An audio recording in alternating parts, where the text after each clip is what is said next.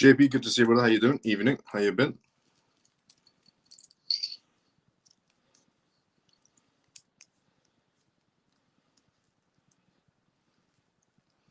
Pablo, good to see you. So how you doing? How you been?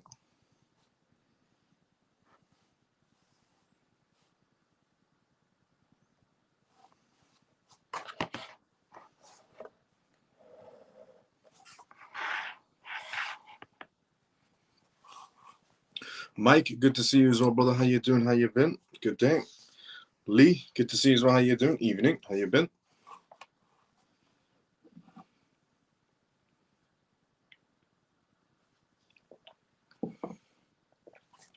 Hey, brother Miles, the CMF Comatose, good to see you as well. How you doing? How you been?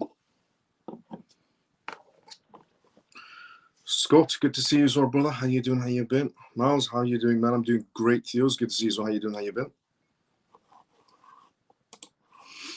It's good to be back. We're back on Monday. How's my CMF doing today? CMF is doing great. It's good to be back Monday again. A lot of things are happening around the world in terms of the tariff situations, the war situations with Ukraine, essentially, and Russia coming to an end. Tomorrow is going to be the conversation between Putin and Trump, which is, why the market is on the verge of if it's going to go upwards or if it's going to go downwards. There's going to be pressure on it, depending on what Putin and essentially Trump discuss tomorrow. But there's also another war that's brewing right behind it, which is the Iran essentially and US war, which is brewing right behind it, which, with the tweets that essentially Trump has been sending out today.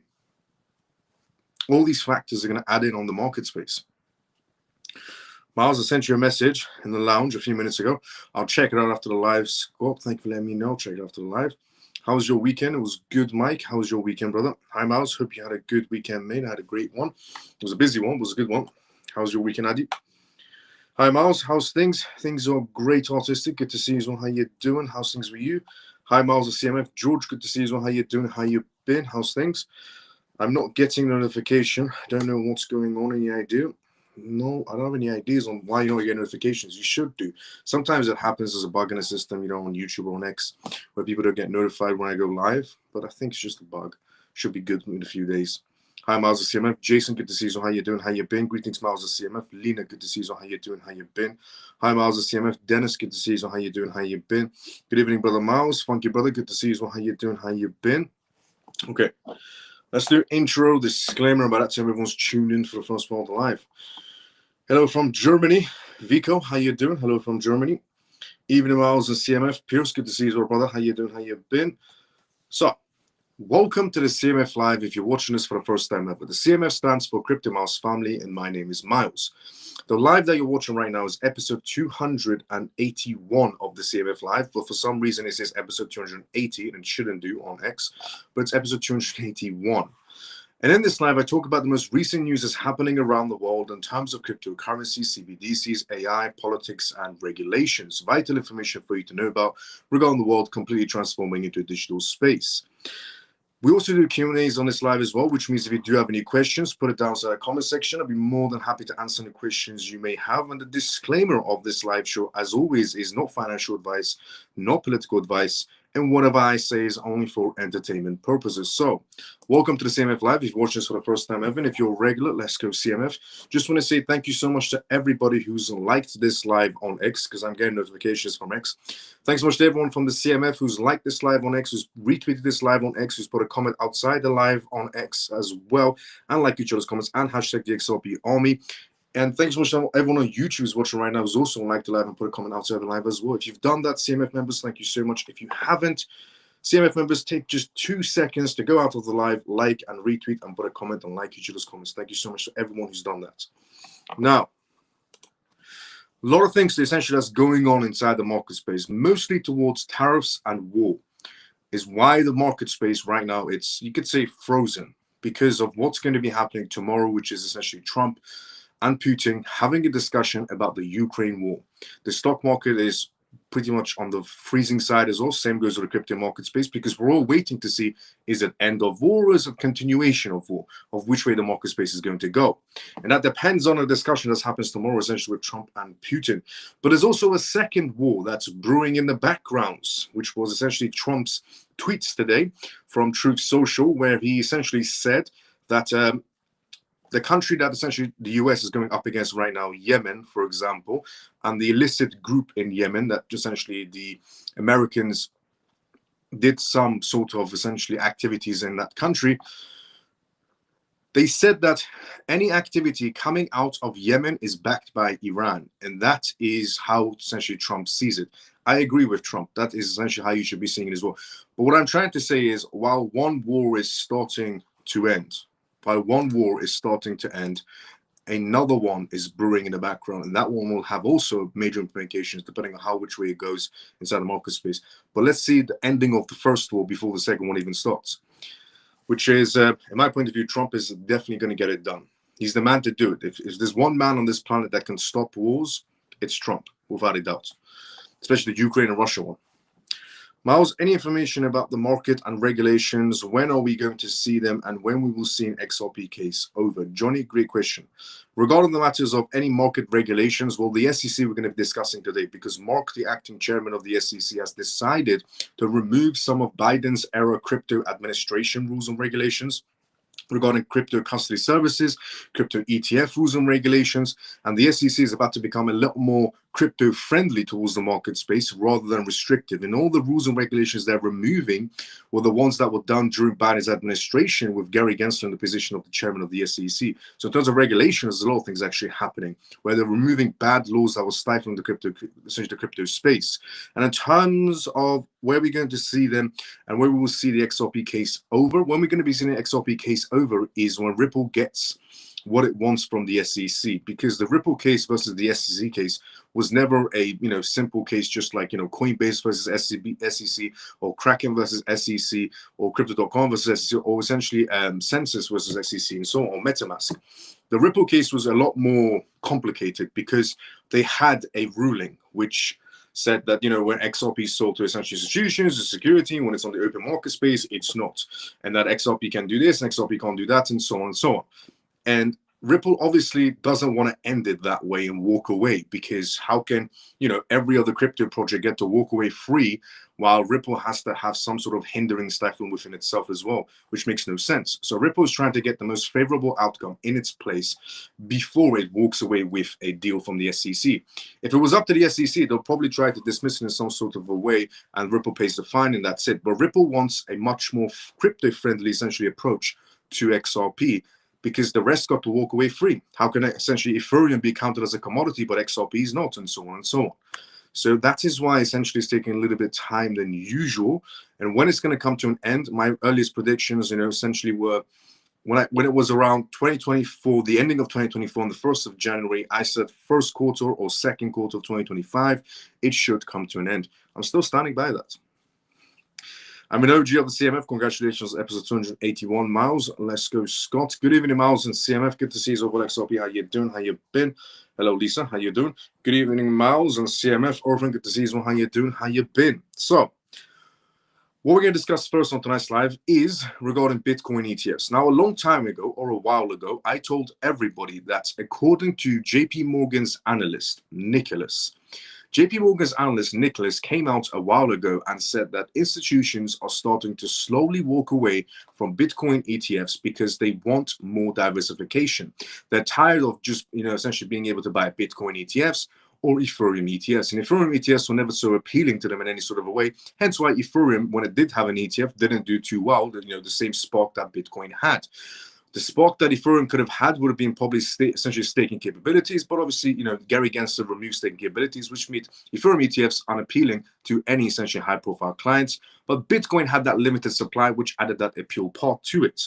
Now, on that topic of what Nicholas said, JP Morgan's analyst a while ago, regarding institutions might be slowly moving away from Bitcoin ETFs and taking out their assets because they're just waiting for the next movement inside the market space, which is a massive trend of ETFs, XRP ETF, HBAR ETF, Cardano ETF, Solana ETF, Chainlink ETF, AVAX ETF. There's so many ETFs coming inside the market space, which makes sense why some high-profile clients, essentially through Franklin Templeton, through JP Morgan, through essentially BlackRock or essentially 21 ARK shares and invest in so on, or Grayscale, are deciding to pull out of their Bitcoin ETFs to essentially invest into other assets. And they know that the SEC is a lot more crypto-friendly right now, which is essentially we're coming up to this. So here it is. Alarming Bitcoin ETF outflows, US market faces record fifth-week decline.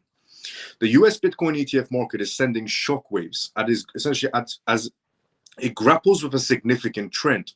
For the fifth consecutive week, these investment vehicles have experienced net outflows, painting a concerning picture of Bitcoin's immediate trajectory. According to Julio, a keen analyst at CryptoQuant essentially firm, the data is clear. US-based Bitcoin ETFs are seeing money exits at consistent pace. This marks the longest period of sustained negative net flows since their essentially inception, essentially surpassing the previous record of their 4 weeks set in April 2024. Think about it. For over a month, more money has been leaving these ETFs, Bitcoin ETFs, and essentially then entering them. And this isn't just a minor dip. This is a persistent trend that demands our attention, because apparently high-profile clients are pulling their money out of Bitcoin ETFs. And it is because they're waiting for the other trend of essentially ETFs to be coming through.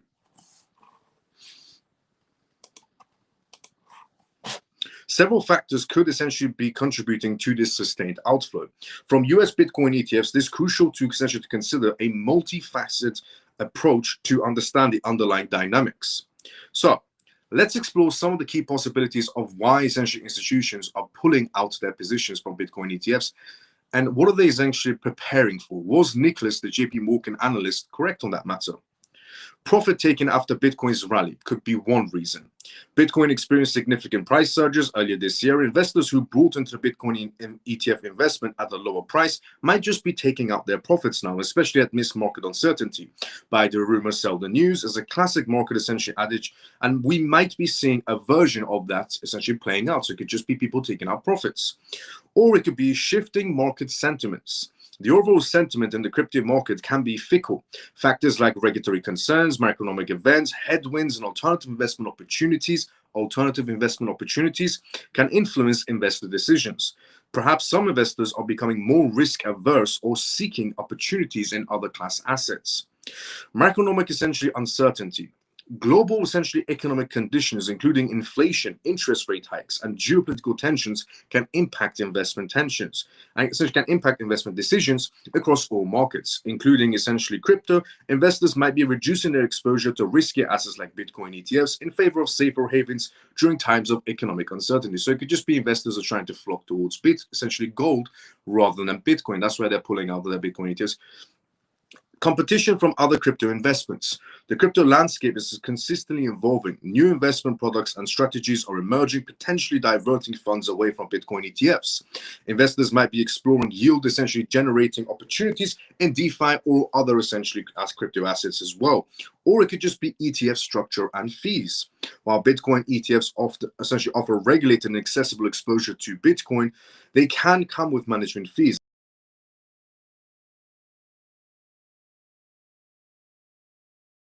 Using essentially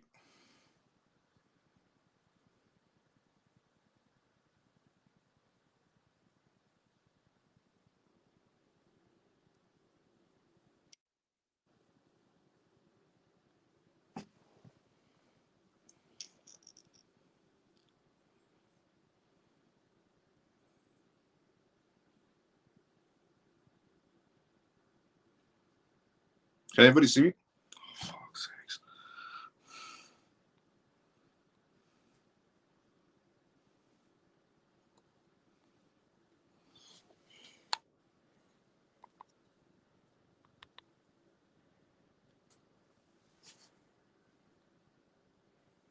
Sorry about that. I have no idea what happened. We're back.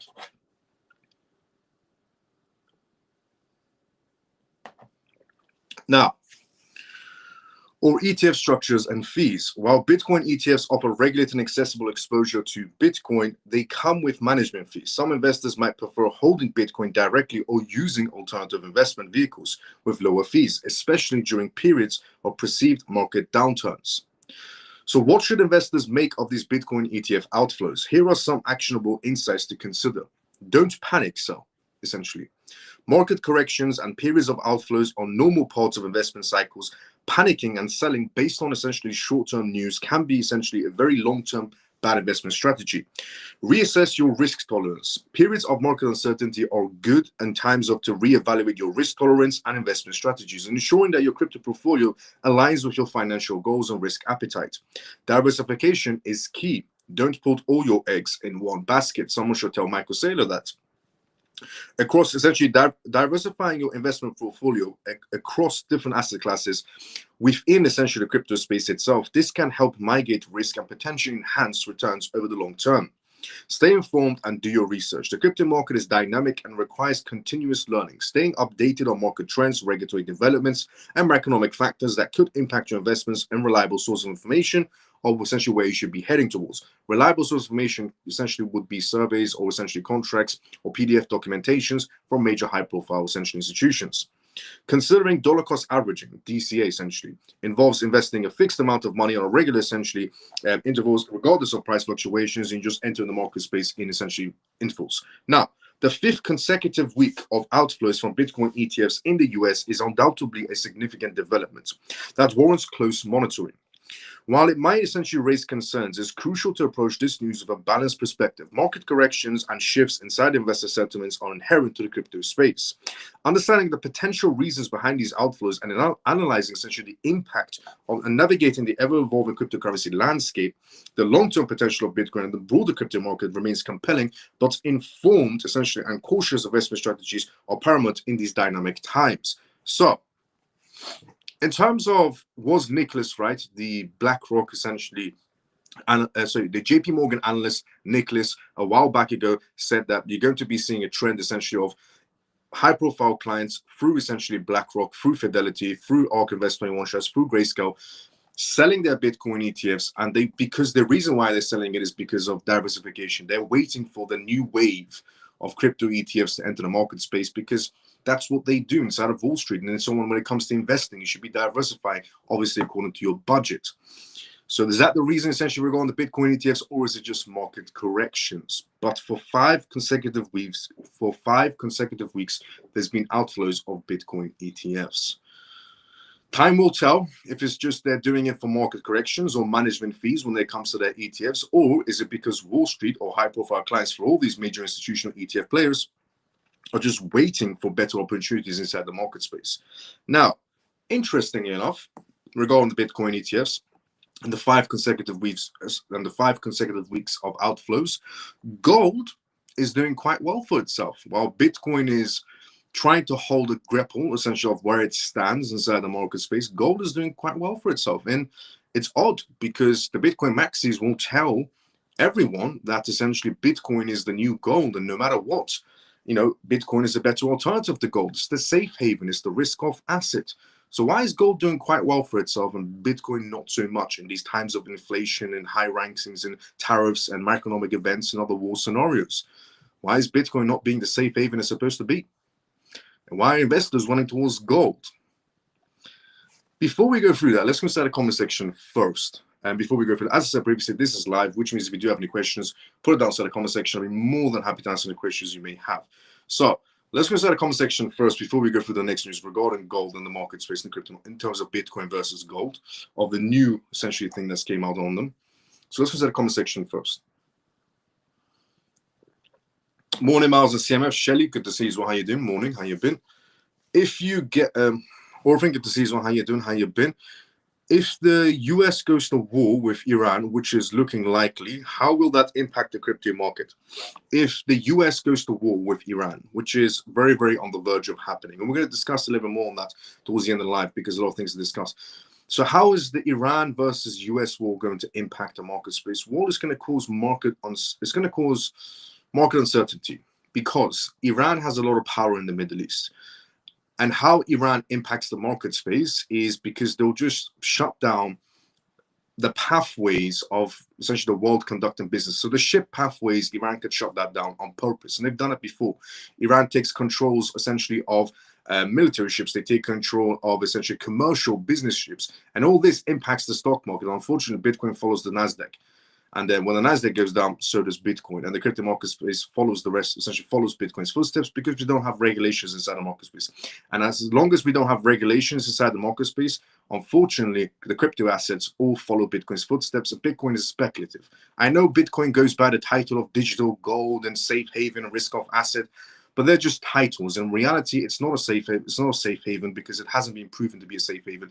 It's not a digital gold asset in any sort of way, because gold is doing quite well for itself. And during these times of uncertainty, while Bitcoin is not so much doing well for itself, and it's not a risk-off asset in any sort of way. So when Iran essentially and the US go to war, Iran will do certain things that will impact the market space by closing pathways, by taking over ships, and so on, to disrupt the world's essentially market space, to put pressure on the world. And essentially the US will essentially be putting pressure on the Iranian government to remove themselves.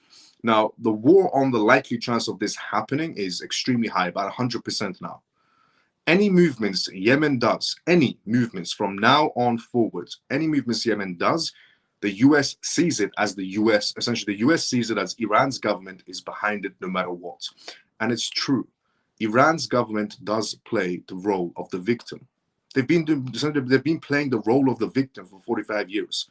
Iran's government finances illicit activity groups all around the Middle East. And then when the time comes, they say, oh, we didn't do it. We have no idea about it. Those illicit activity groups are poor. They get their money from somewhere. And in most cases, it is Iran, essentially, the Iranian government. Just want to point that out. There's a difference between the Iranian people and the Iranian government. The Iranian people, great people. The Iranian government, not so much. And if you're wondering, how can I say these things and so on, you're watching this for the first time, I'm Persian myself, so I'm Iranian myself.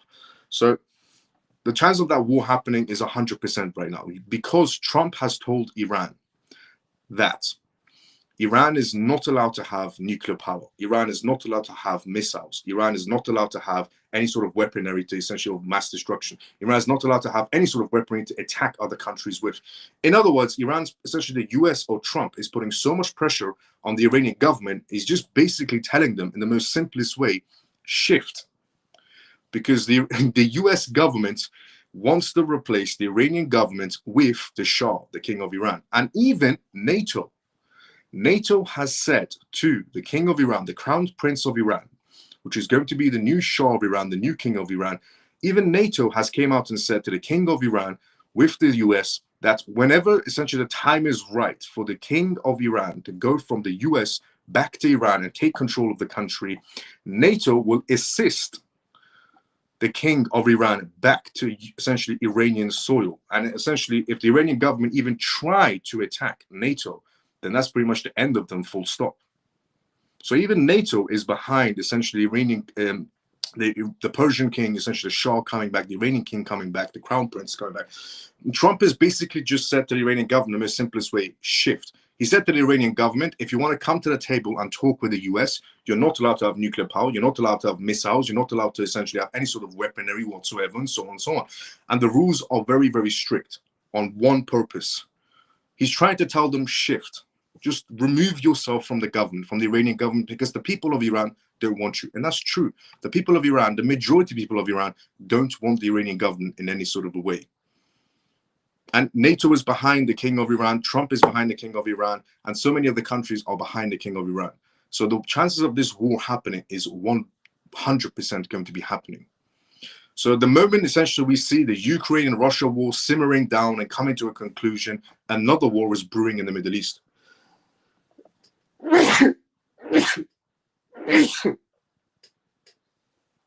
Sorry about that, everyone. I think I'm coming down with some sort of a cold. Yeah, apologies about that sneeze. So the moment one war is essentially coming to a conclusion, another war is actually brewing in the background. And this is actually a good thing, because the moment the Iranian government is removed, there will be peace restored in the Middle East. No more illicit activities, no more groups, and no more any of these behaviors. So on that basis, in the long run, it's actually a good thing. It is actually a good thing in the long run. And the way it impacts the crypto market is because Iran will find ways on how to block the world from doing any sort of trade. Because a lot of essentially ships, commercial ships that the world globally trades with, run through essentially Persian Sea. Essentially, it runs through the Persian Gulf and the Sea of Hormuz.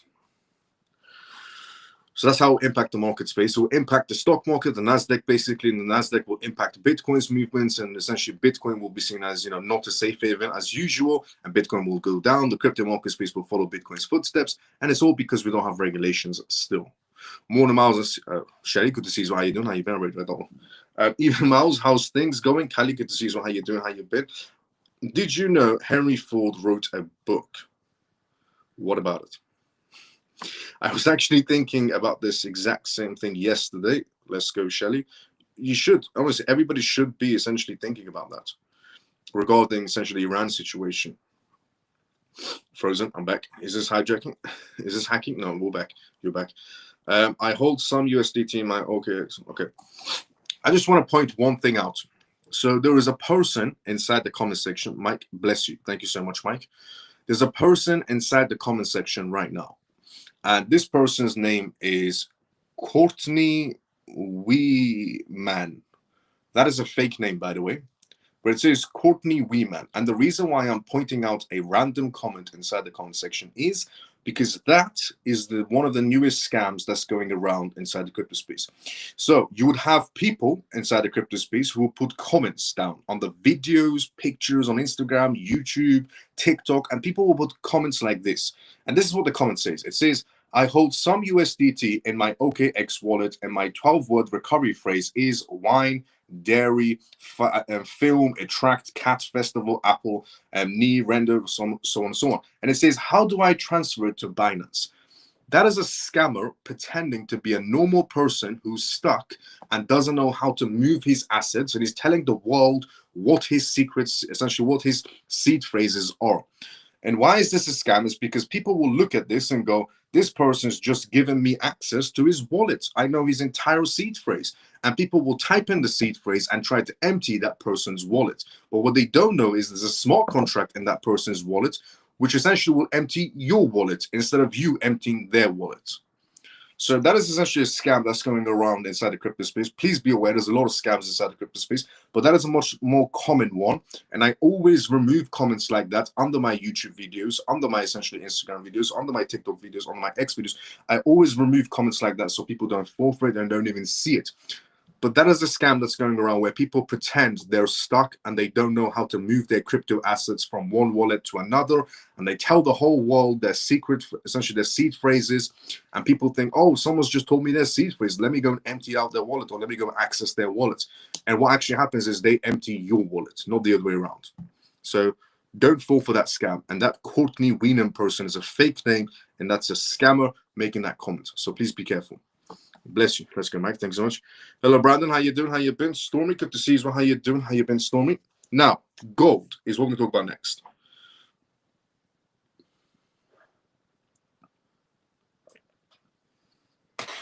Also, regarding the other scam, Link2Go.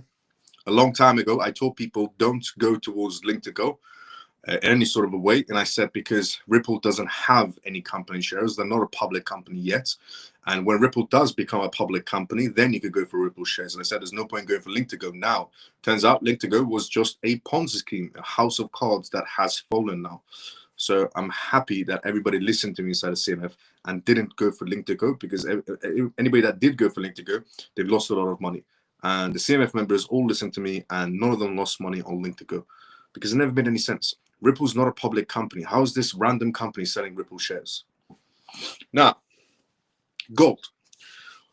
Previously, essentially right before when we started live, I said essentially there's been a massive outflow of 5 consecutive days of net outflows out of Bitcoin ETFs, which is odd because Bitcoin is supposed to be seen as a safe haven, or essentially, you know, a digital gold and a risk-off asset. But at times of uncertainty, people are flocking out of Bitcoin ETFs and going somewhere else. And this is 5 consecutive weeks. Interesting enough, gold is where people are going towards when essentially they're going out of Bitcoin ETFs. Now, we can't tell exactly how many of them are going there, but gold is doing quite well for itself in these times of uncertainty. So here it is. Why are investors turning to gold today?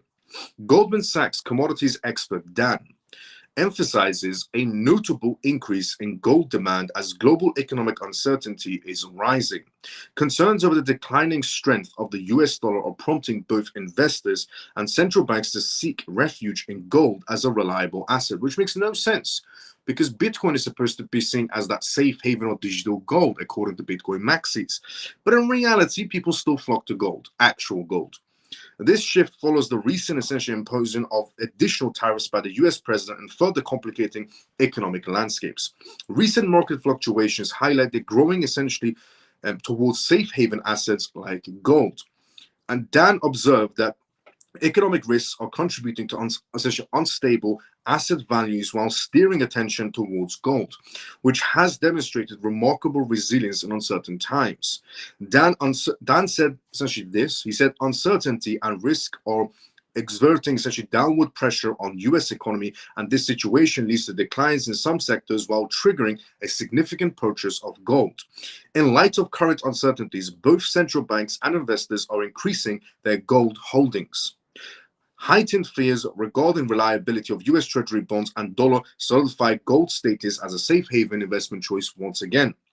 Recent forecasts suggest that gold prices might fluctuate between $3,100 and $3,300 per ounce this year, signaling a shift inside market dynamics, and the demand for gold is surging, driven by cautious market behavior that prioritizes stability over speculative ventures, BTC. Gold demand for ETF investors has seen a significant rise. Central banks' purchases have reached unprecedented levels for gold. Current gold prices are hovering around $2,994 per ounce, indicating potential for further increases. Investor movements are crucial in understanding economic risk and market adjustments. As the economic landscape continues to evolve, the steadfast demand for gold underscores its enduring appeal as a secure asset amidst all of this uncertainty. Market participants are closely monitoring these developments, and the ongoing shift in investment strategies could redefine asset allocation in the foreseeable future. So, even though, as I've said previously, Bitcoin maxis will sleep, eat, and breathe Bitcoin and tell the entire world on SpaceX or on news or on podcasts, or even make crybaby videos about it. I've seen the crybaby videos from the Bitcoin maxis. I'm not going to name who they are, but they know who they are, where they make a 2-hour video explaining why Bitcoin is the king of all assets and everybody should be going towards Bitcoin. Well, central banks, and institutions, and high-profile clients in Wall Street, and essentially every central bank around the world doesn't see it that way. Otherwise, they will be essentially flocking towards Bitcoin in these times of uncertainties, because according to Bitcoin maxis, it's the only safe haven option out there. But according to the rest of the world that have money and intelligence, it's really not. And they prefer to essentially go towards.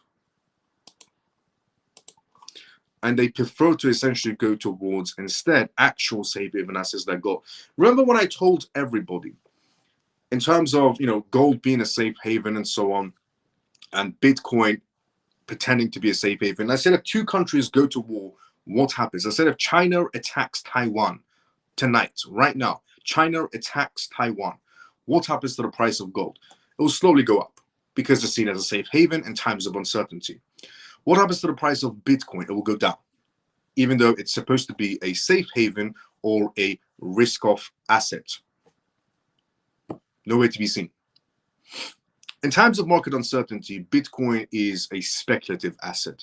And unfortunately, because we don't have regulations, the rest of the crypto market space also follows Bitcoin's footsteps, unfortunately. The downfall of the crypto market space is because of we don't have regulations yet, which means it's difficult for banks and institutions to know what line to cross and what line not to cross, essentially, in terms of gray areas and so on. And that Bitcoin is the one, essentially dragging us down here and there, because it's a speculative asset. It's not a digital gold. It's not a risk-off asset. It's not a safe haven in any sort of a way. It's just a speculative asset. And unfortunately, the rest of the crypto space follows Bitcoin's footsteps because we don't have regulations. That is our downfall. Bitcoin is our downfall for the rest of the crypto space, because the entire utility part of the crypto space, XRP, XLM, XDC, HBAR, Cardano, Solana, TON, AVAX, and the list goes on of utility tokens. All these impressive, innovative utility tokens are following a speculative asset's footsteps. The simplest way to put it. That is why essentially they're flocking towards gold instead of Bitcoin. But again, Bitcoin maxis will tell you otherwise and say it's digital gold. And even though it doesn't react like gold or safe haven, even though nobody's running towards it because if it is a safe haven, and so on and so on. Now, there are also good news inside the market space. It's not just speculative assets in the air. France, for example. France's essentially small and medium-sized businesses have come to the conclusion that cryptocurrencies are the future and they have to get involved inside them. So here it is. The French TPE and PME, essentially bosses, are massively turning towards crypto assets. A recent study has revealed that all leaders of small and medium-sized essentially enterprises are now aware of cryptocurrencies. More than essentially 1/3 personally invest in them, and despite still limited professional essentially adoption. Leaders of very small and small-medium enterprises are now fully aware of the existence of cryptocurrencies in France. According to a recent BFM Business and Vistaprint essentially barometer essentially report that's been published, 100% of entrepreneurs surveyed knowing about cryptocurrencies. Even more revealing, 39% of them have already invested in these digital assets, with 25% currently essentially maintaining their essentially position. And this trend marks a significant increase compared to early 2023, when only 26% of leaders had taken this plunge.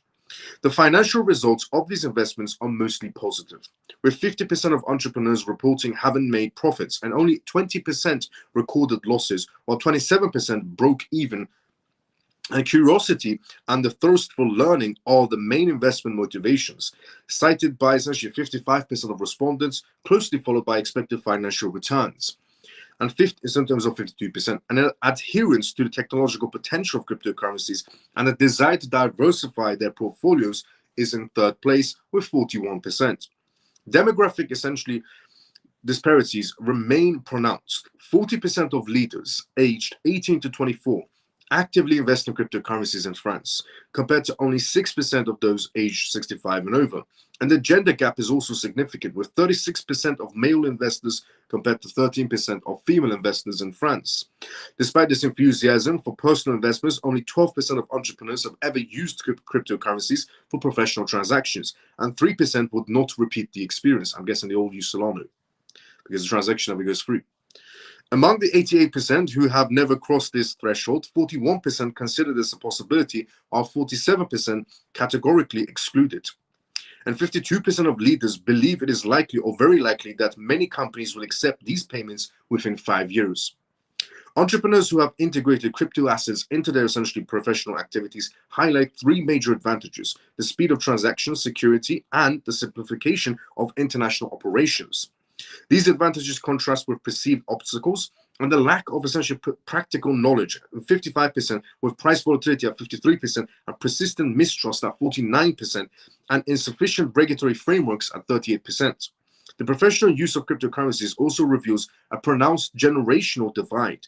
28% of aged leaders, essentially 18 to 24, have already conducted professional transactions in cryptocurrencies, compared to only 2% of those aged 55 to 65.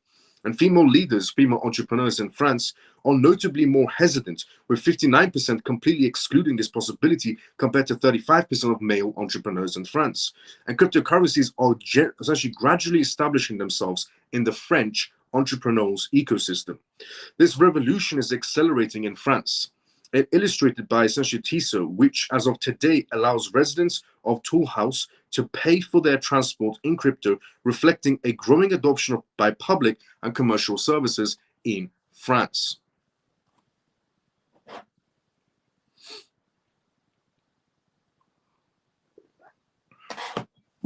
So, France entrepreneurs, male and female entrepreneurs, aged between 18 and 24, 100% of them are essentially in crypto assets, mostly male compared to females, but essentially France entrepreneurs or essentially business owners are running towards crypto assets. That could do with something regarding France's real estate economy, which is doing terrible for itself and is on the verges of collapse if France isn't doing something about it.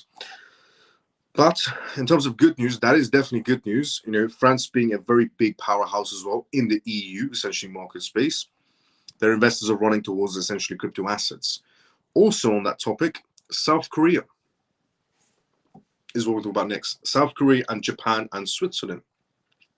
But before we talk about essentially South Korea, Switzerland, and Japan, let's go inside the comment section first. As I said previously, this is live, which means if you do have any questions, put it down in the comment section. More than happy to answer the questions you may have. So let's go inside the comment section first, and then we go straight into the next news.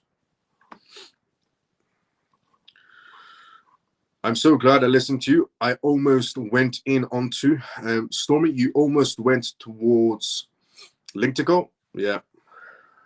I knew Link2Co's Ponzi scheme from day one. That's right. About 2 years ago, I told people not to go towards Link2Co. I told everyone inside of CMF 2 years ago not to go towards it. I know an influencer who got into that and was promoting it at one point, and I remember asking you about it, and you said stay clear. Let's go, Shelly, for listening to me and staying clear of that.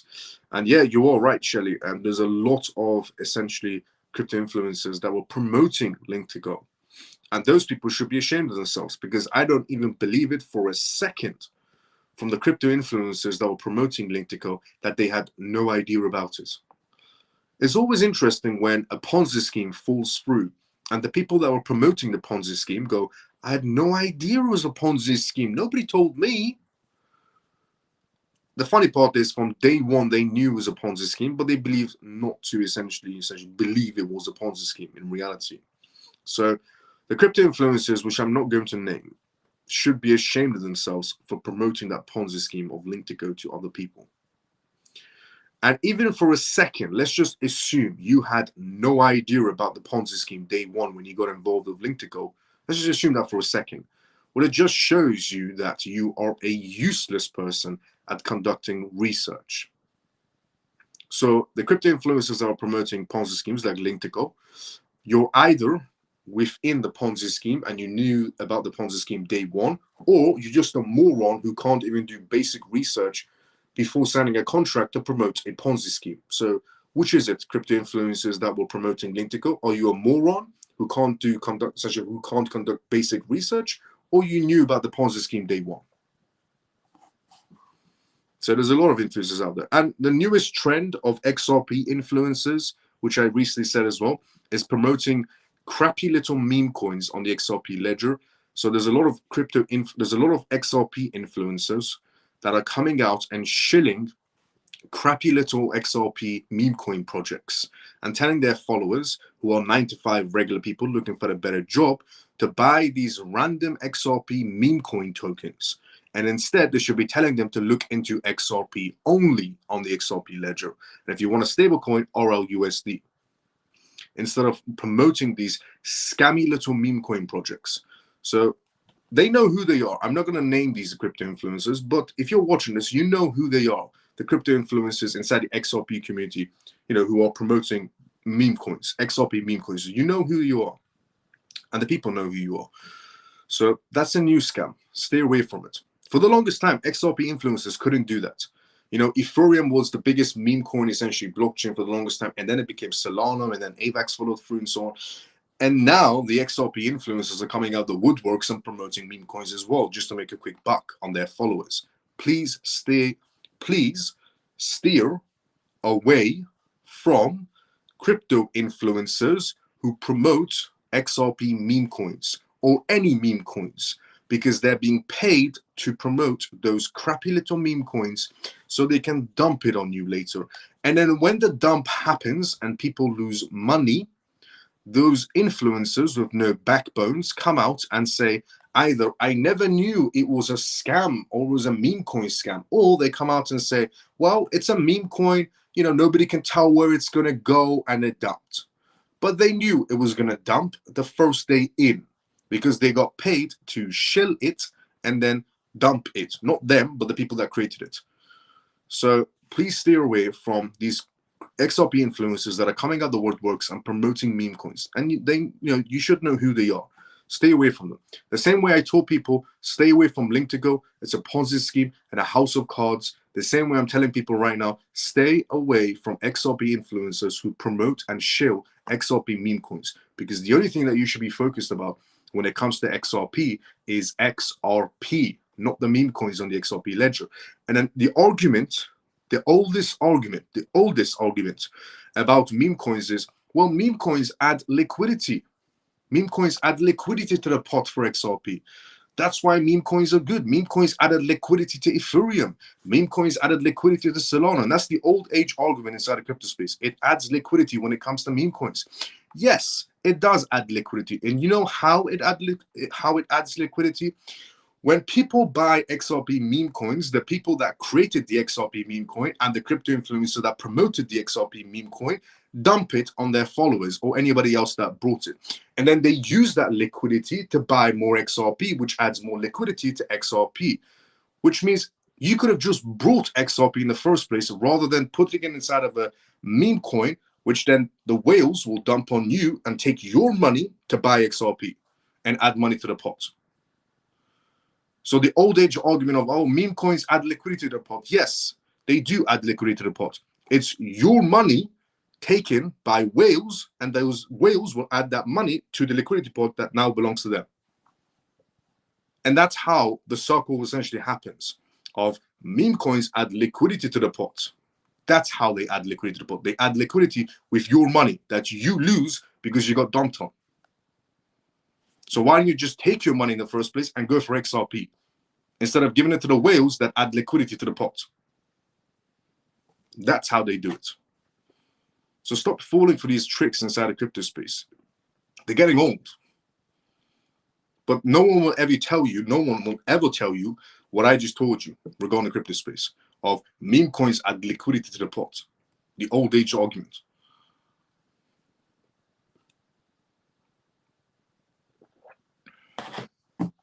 So yeah, stay away from XRP influencers who are promoting XRP meme coins. They have no backbone and they are pretty much scum. But yeah, I agree with Shelly 100%. Shelly's saying, I know an influencer who got into that and was promoting it at one point. I remember asking you about it and you said stay clear. Well done, Shelly, for steering clear, and well done everybody else inside the CMF that stayed clear as well. And yeah, there's a lot of influencers right now moving very dodgy inside the XRP space. Even if I was a CMF, Joe, good to see you. How you doing? How you been? This corny person not giving up. Even whales, Wall Street traded the gold the last days. That's true. Huge whales shorting the market. Maybe Iran situation happening soon. Interesting perspective, Shelly. That could be why there's a whale essentially shorting the market space. There's a massive whale shorting Bitcoin by a ridiculous amount of dollars, ridiculous amount of money. There's a massive whale shorting Bitcoin right now at a ridiculous amount. It could be because of the Iran situation, because that is brewing by 1,000%. The Iran versus US war is brewing by 1,000%. And we're going to get onto that a little bit later on in tonight's live. But Iran isn't backing down either, and neither is Donald Trump. And Donald Trump will, in my point of view, 100%, 1,000,000,000%, the US government will remove the Iranian government if they have to, in any sort of means and power, and replace them with the Shah of Iran, the king of Iran. Miles, is not episode 207 like the title says. Yeah, on YouTube. Yeah, I don't know why it keeps on posting to episode 207. I changed that as well after the live. But yeah, Shelly, I think you're onto something, Shelly, with that one regarding the Iran situation happening soon. That could be why they're shortening the market space. Hi, how you doing? Do you think XRP can get to $15 after the case, but without utility? Without utility, not possible. Actually, consider variable change. Do you think XDC with good? With regulations because it's American? It's not an American company. Do I think XDC is going to do well because it's not an American company? I think XDC is still going to do very well for itself, even though it's not an American company, because it still has that route through Arthur Gordon, the Bank of International Settlements, and other essentially contracts in place. So still good to go. Do you think XRP market cap overtakes ETH market cap in the next 6 months? Do I think XRP's market cap is going to overtake Ethereum's market cap in the next 6 months? With the case being dropped and with regulations being in place, yes. 100%, 1,000,000,000%, 1,000,000,000,000%. But that's only if it gets those 2 green lights. Now, South Korea is what we're going to talk about next. South Korea, Japan, Switzerland is what we're going to be talking about next. And it comes down to Bitcoin reserves. is South Korea planning on having a Bitcoin reserve because it sees it as a tremendous safe haven asset. So here it is. The Bank of South Korea today came out and has clarified its stance on Bitcoin in its foreign exchange reserves. And the Central Bank of South Korea stated today that it has not discussed or even reviewed this possibility of happening. The Bank of South Korea decision was prompted by concerns about Bitcoin's extreme volatility, even though Bitcoin is supposed to be a safe haven. The bank pointed out that transaction costs could increase drastically in the event of cryptocurrency market stability, even though Bitcoin maxis will tell you that Bitcoin is the best for transactions, even though it takes 2 hours, and if it gets congested, then the fees go through the roof. The bank's spokesperson from South Korea added, if the virtual asset market becomes unstable, there is a concern that transaction costs will increase rapidly in the process of converting Bitcoin into cash. This coincides with Bitcoin's recent price action, where it struggled to essentially regain momentum after surpassing $100,000 mark. Despite the growing interest in Bitcoin reserves, global sentiments remains divided. South Korea's cautious approach mirrors that of Japan, where the Prime Minister essentially of Japan expressed concerns over the lack of essentially transparency surrounding Bitcoin reserves and strategies. This skepticism essentially is also shared by Switzerland and the European Central Bank when it comes to a Bitcoin reserve. Meanwhile, market confidence in President Trump's Bitcoin reserve initiative remains essentially lukewarm. Essentially, poly-market data shows only 29% chance of essentially Trump creating that Bitcoin reserve within 100 days. And this reflects essentially doubts despite his executive order to establish that strict Bitcoin reserve using seized Bitcoin. As nations continue to debate Bitcoin's role in financial systems, uncertainty continues to influence the global crypto market adoption. The faster we get regulations, the faster we can move away from Bitcoin. Honestly, crypto assets like XRP, XLM, XDC, HBAR, Cardano, AVAX, TON, NEAR, assets like this, and so many more incredible assets inside the crypto space deserve a very good future. But unfortunately, that future is being hindered by Bitcoin.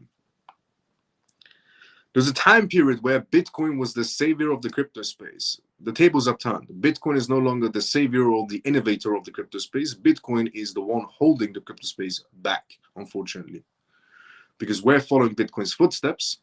And unfortunately, everything the Bitcoin maxi told people was a complete big fat lie regarding it being a safe haven or a risk-off asset or a digital gold, because it's none of those things, because it's not reacting like either one of those categories. Yeah, there's a time period where Bitcoin was the savior, but the tables have definitely turned, and Bitcoin is no longer the savior or the innovator of the crypto space. It's the one actually holding it back. Also, regulations not being in place is holding the crypto market back as well. But we get regulations, we'll move away from Bitcoin. Happy days.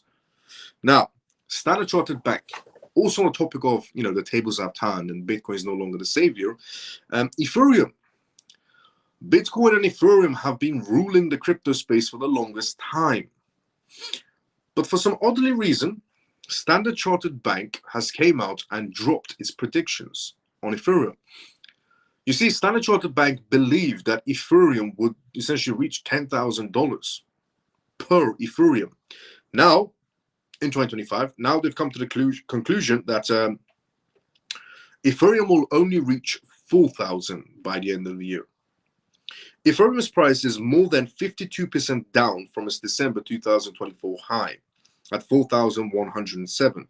And data from TradingView shows that Ethereum is down 42% since the start of 2025.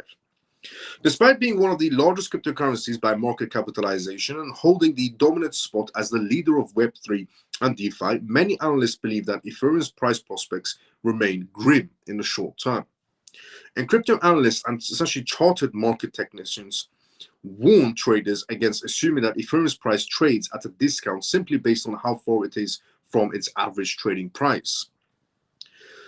They said essentially those of you that want to see Ethereum outperform BTC need to see a similar price action to 2018 to 2020 period. After an extending downtrend, price formed a double bottom later in 2019, and then it turned out to be a larger scale H&S bottom reversal. Currently, Ethereum's chart does not show any type of bottoming formation, leading to essentially analysts comparing trading Ethereum to catching a falling knife. They're comparing Ethereum on the charts to catching a falling knife, basically a fireball, you could even say.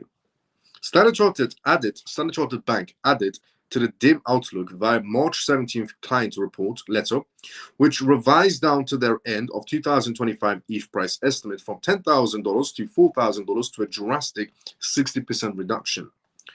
Jeff Kendrick, essentially the Standard Chartered Bank's global head of digital asset research, said, "We expect Ethereum to continue its structural decline," adding that Layer 2 blockchains were meant to improve Ethereum's scalability. But we estimate that Base, a key Layer 2, has removed USD $50 billion from Ethereum's market cap.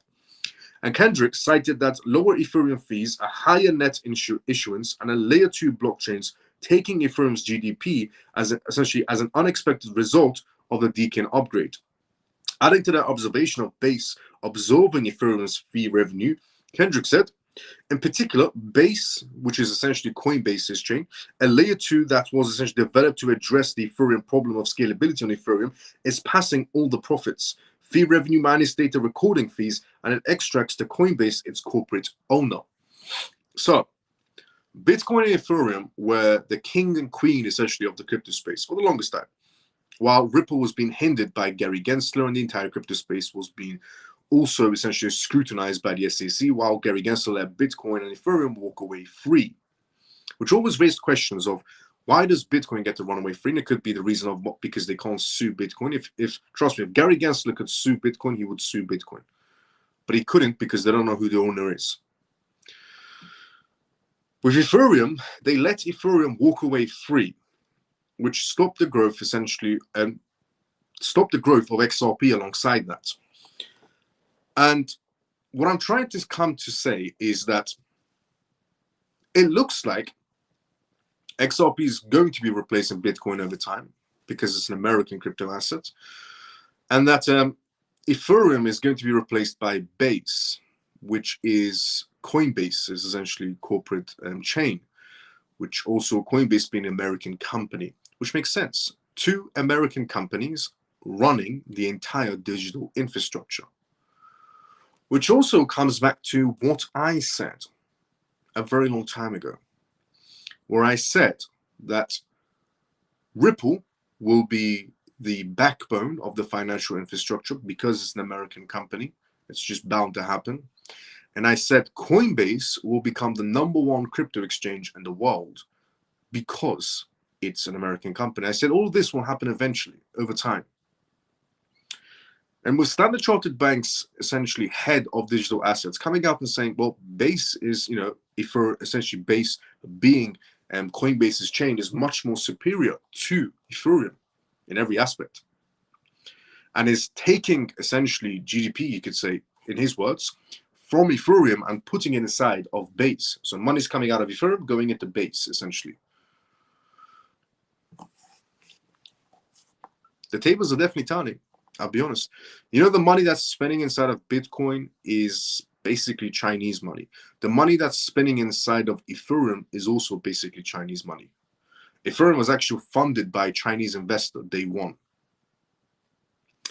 Yeah, you could see why the US isn't too fond of one of those assets, and the other one, they don't even want to buy it. They just want to, use the seized assets for the time being. Now, Switzerland is what we're going to be talking about next. But the tables are definitely turning.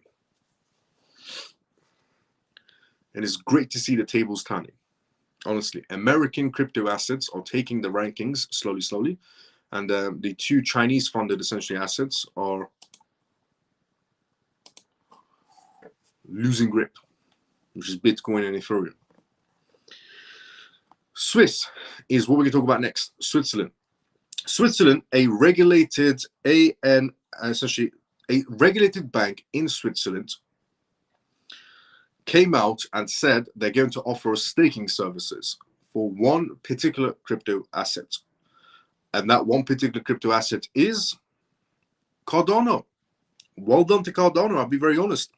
Amino Bank, a Switzerland-regulated financial institution, has introduced Cardano staking services, setting essentially a pattern for institutional involvements in blockchain-based finance.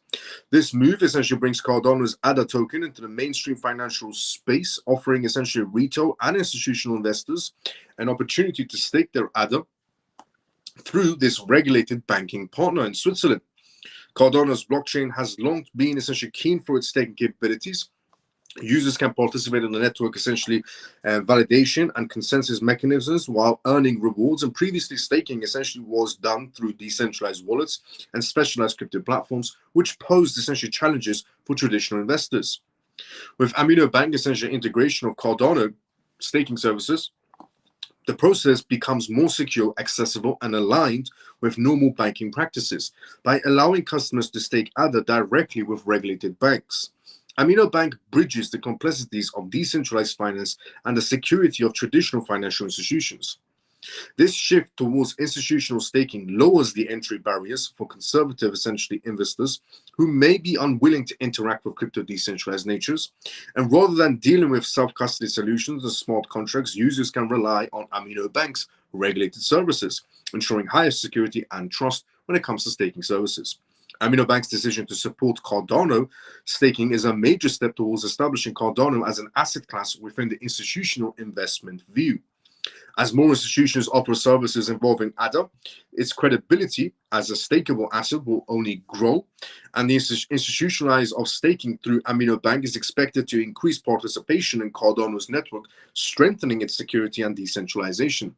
With more essentially ADA locked in staking, the circulation supply will likely be reduced, which could help stabilize the token's price. And this shift also brings Cardano a new level of recognition within the financial sector. As staking activity rises, ADA could become attractive for long-term investors who see value in its staking rewards and stability. Cardano's unique proof-of-stake mechanisms is one of the appealing features for institutional adoption, and unlike energy incentives proof-of-work systems, Cardano's proof-of-essential POS model is much more efficient. And as Amino Bank brings Cardano staking to a regulated environment, this eco-friendly model could become a major selling point for institutions focused on stability. Honestly, incredible for Cardano to be able to have this achievement. Absolutely incredible. Now, and Cardano getting involved essentially in the institutional space a lot more, also great to see as well. And it could do with the factor of Cardano being inside the American stockpile. They're just using and they're leveraging their name essentially. I said that last week as well. Cardano has leveraged their name in Brazil's market space. Straight after that, essentially, crypto stockpile. Now they leverage their name in Switzerland. It's great to see that, honestly. You should be doing that. If you get your crypto assets on a essentially stockpile in the biggest market space in the world, why not leverage your name inside the institutional space? That's what they're doing with essentially with Latin American countries. They did that straight after the crypto stockpile, and now they're doing with Switzerland. Great to see it.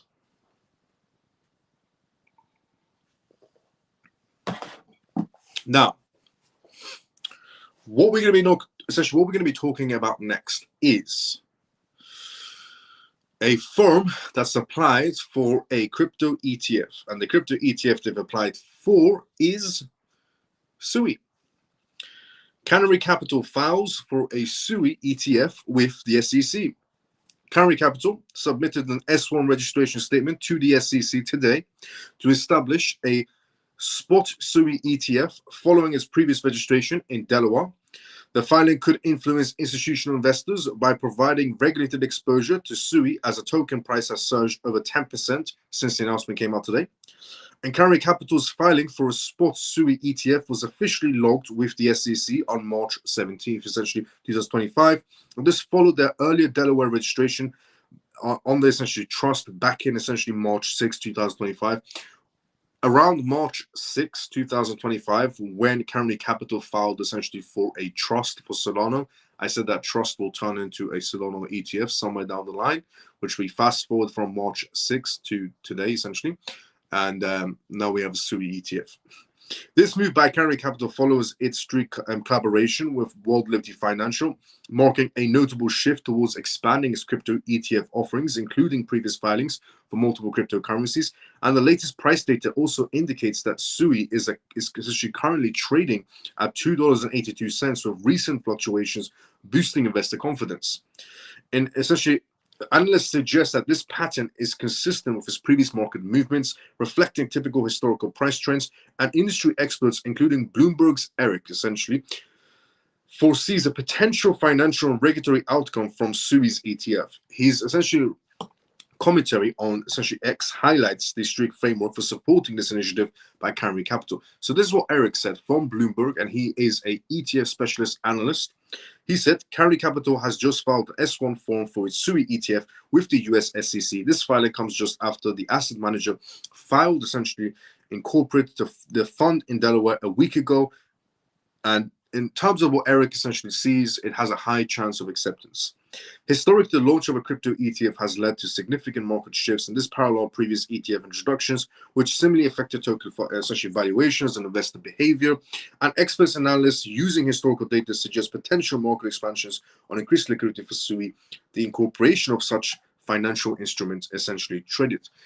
If the best way to get the attention, essentially, in my point of view, which I said a while ago, which turned out to be true again, in my point of view, a while ago, I said if you want to get the attention from Wall Street or high-profile clients and investors in the US market space or around the world who want to invest inside the US market space in terms of ETFs, the best way to do it is when it comes to the alternative crypto ETFs, to offer staking services.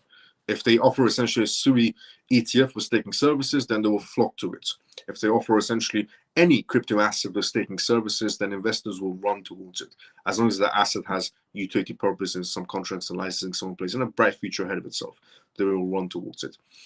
And when I said this first time around regarding Ethereum, and I said Ethereum doesn't have staking capabilities for its Ethereum ETF, which means, in my point of view, not going to do too well. And it turns out that Ethereum ETFs didn't really help Ethereum's price point in any sort of a way at all. And then I said later on, once Gary Gensler leaves, all the ETF filings for Ethereum, they're going to refile again and add staking capabilities. Turned out to be true again.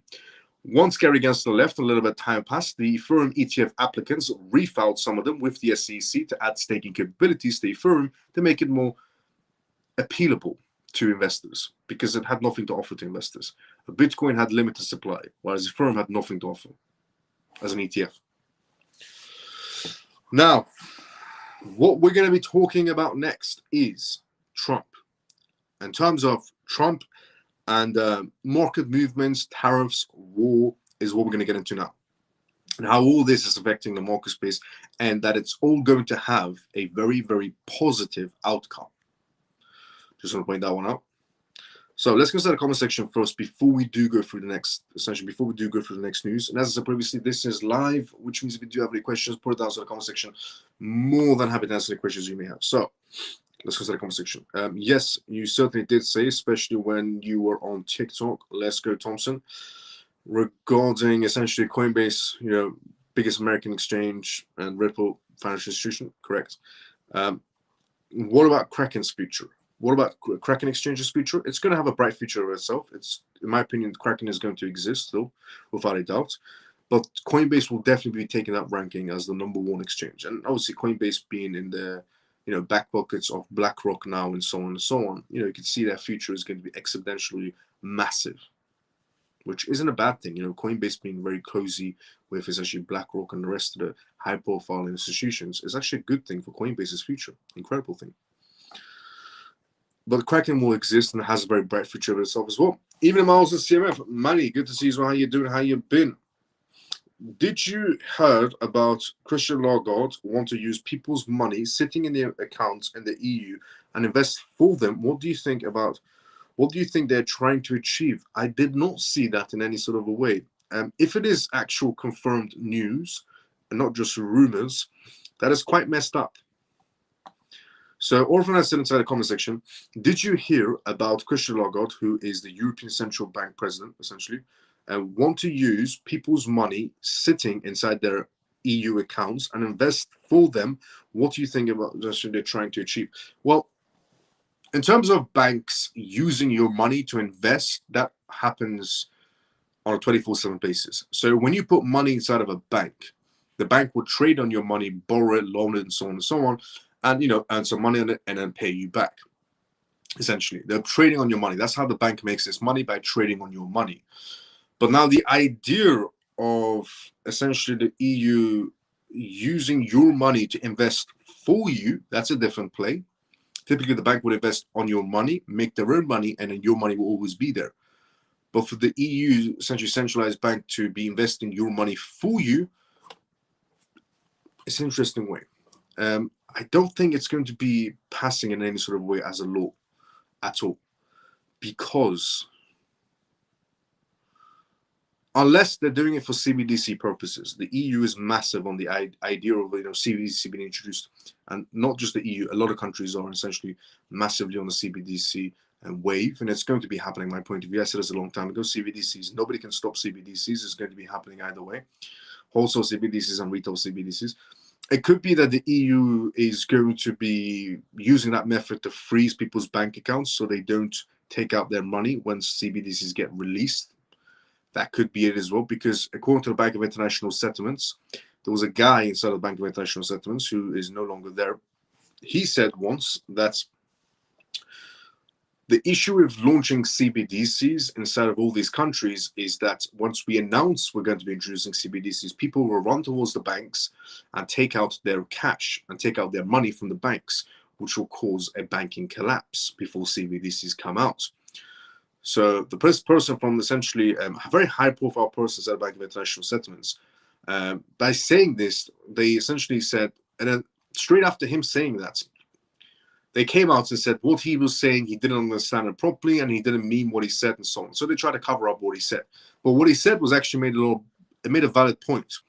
If they announce CBDCs and they don't distract the people enough for them to be distracted as CBDCs are getting released, then people will run towards the banks and take out their money because they don't want their money to turn to CBDCs, which will cause a banking collapse. So are they going to be using that method of we're going to invest it for you, in terms of they're actually going to freeze your money inside the banks and turn to CBDCs?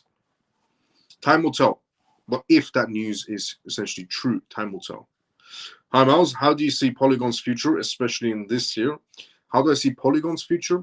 This year, I won't be able to tell if it's going to do extremely well, because I don't know what their recent movements are going to be in any sort of a way. I don't know what Polygon's recent contracts that are in place or has any sort of recent licensings to be able to expand. I would have to take a look into it to tell you what it's going to exactly achieve in my point of view this year.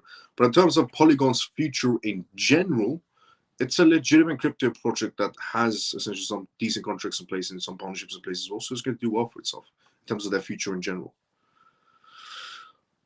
Apparently, she came out with Twitter.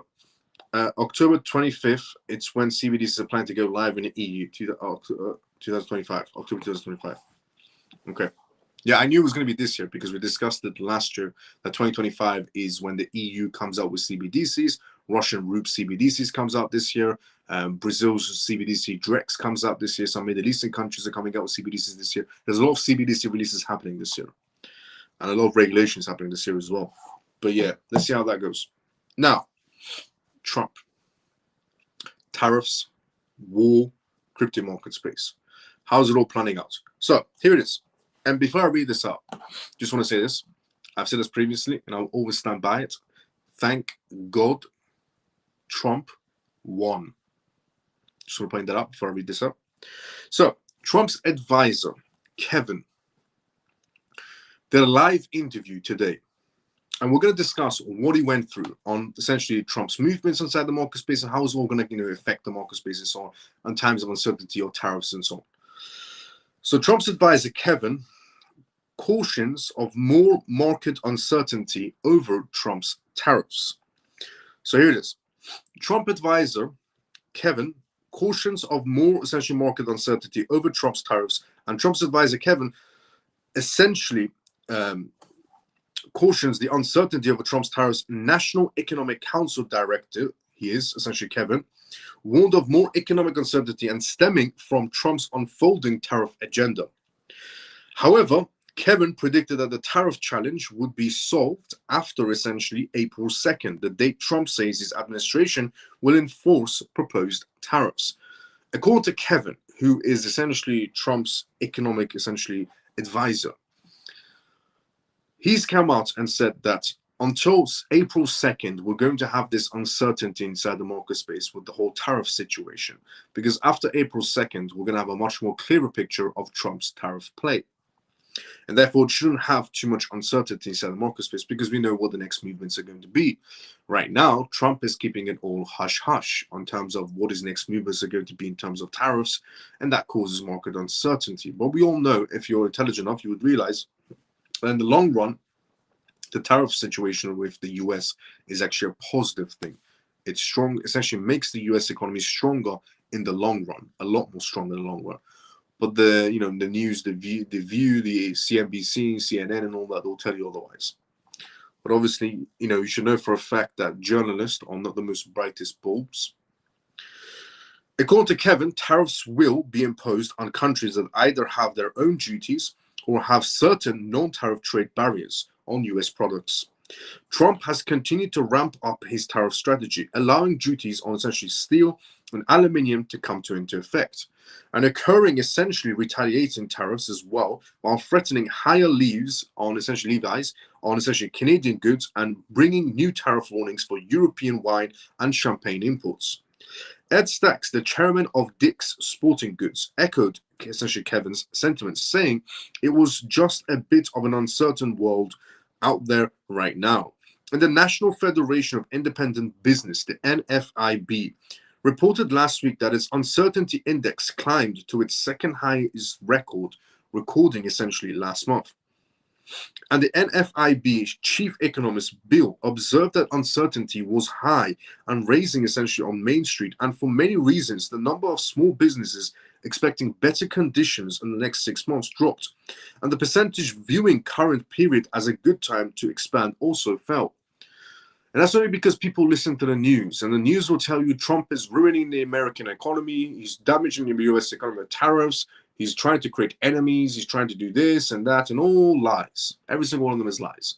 Trump is actually trying to save the US economy with tariffs in the long run. He's actually trying to save the US dollar and turn it back into a safe haven. He's trying to essentially make gold a safe haven and once again, and trying to essentially get rid of the greediness in the world when it comes to tariffs, because the EU has been tariffing the US for the longest time. So is Canada, so is Mexico, so is China. But when the US does it back, it's bullying, is what the news will tell you, ironically, in the US.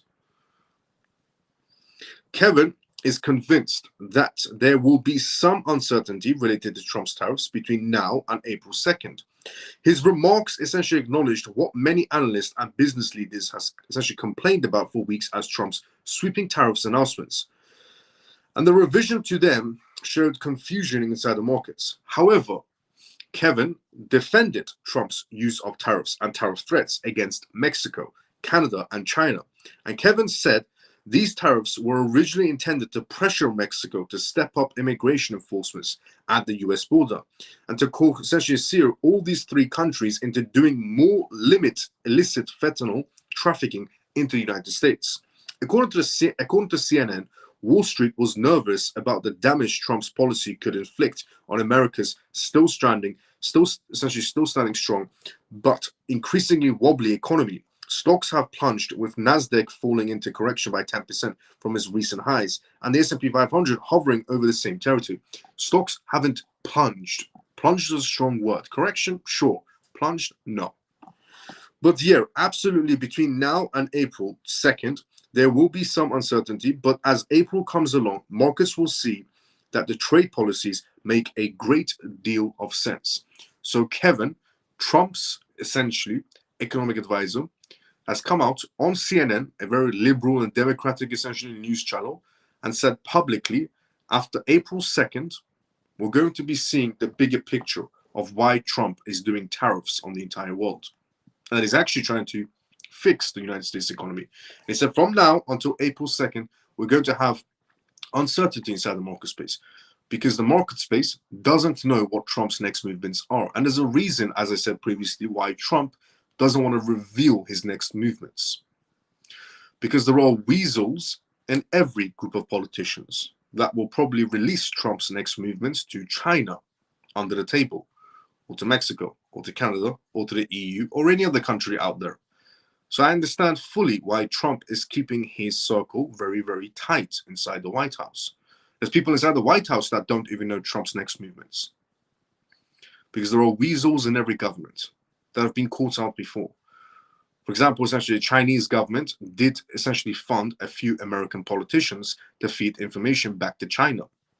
The Iranian government also funded a few American politicians' pockets to fund, essentially, to feed them information of what's happening in the US. A lot of countries do that. And there are weasels in every country in terms of politics. There were European politicians that were found guilty of feeding information back to China, and they were being paid by Chinese governments. So that is why Trump is keeping his circle very, very tight and keeping it all hush-hush on his next movements inside the market space. But also that hush-hush next movements puts that pressure on the European market space, on Canada, on Mexico, on China, because they don't know what's coming next for them. And that pressure is good. Trump has continued to shrug off essentially calls for more clarity about his policies, despite essentially being a vocal supporter of tariffs, even though they have stoked market volatility.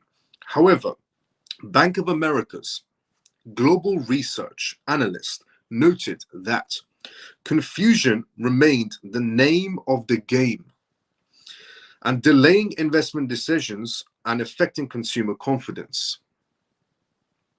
They added that the longer this regime continued, the more likely negative effects on business and consumer confidence would be also persistent. The reason why people will believe that is because CNN will tell them to believe that. Remember, journalists are not intelligent people, and they don't stand with the people either. Journalists are the mouthpiece. The same way we call politicians the mouthpiece, so are journalists. And journalists get paid to read from a piece of paper. They're not on your side. They've never been on your side. Journalists jump on the bandwagon of whoever pays them the bigger paycheck. Same goes for politicians, the majority of politicians.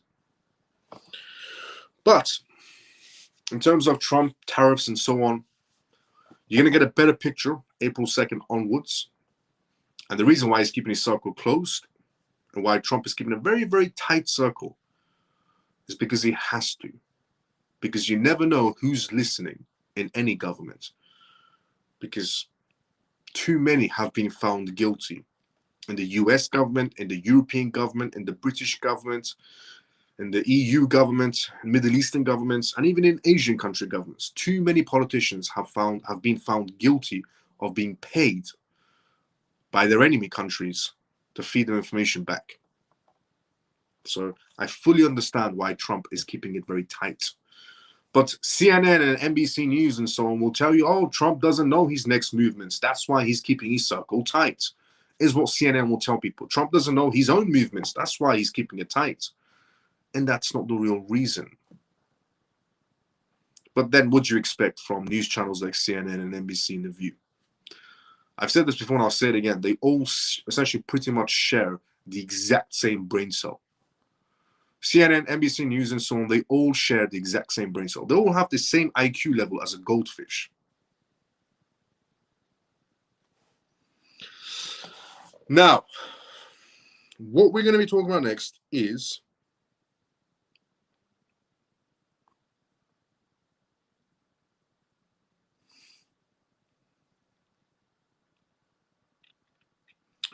this. We're going to keep on this trend of essentially Trump, but now we're going to talk about Trump and Putin.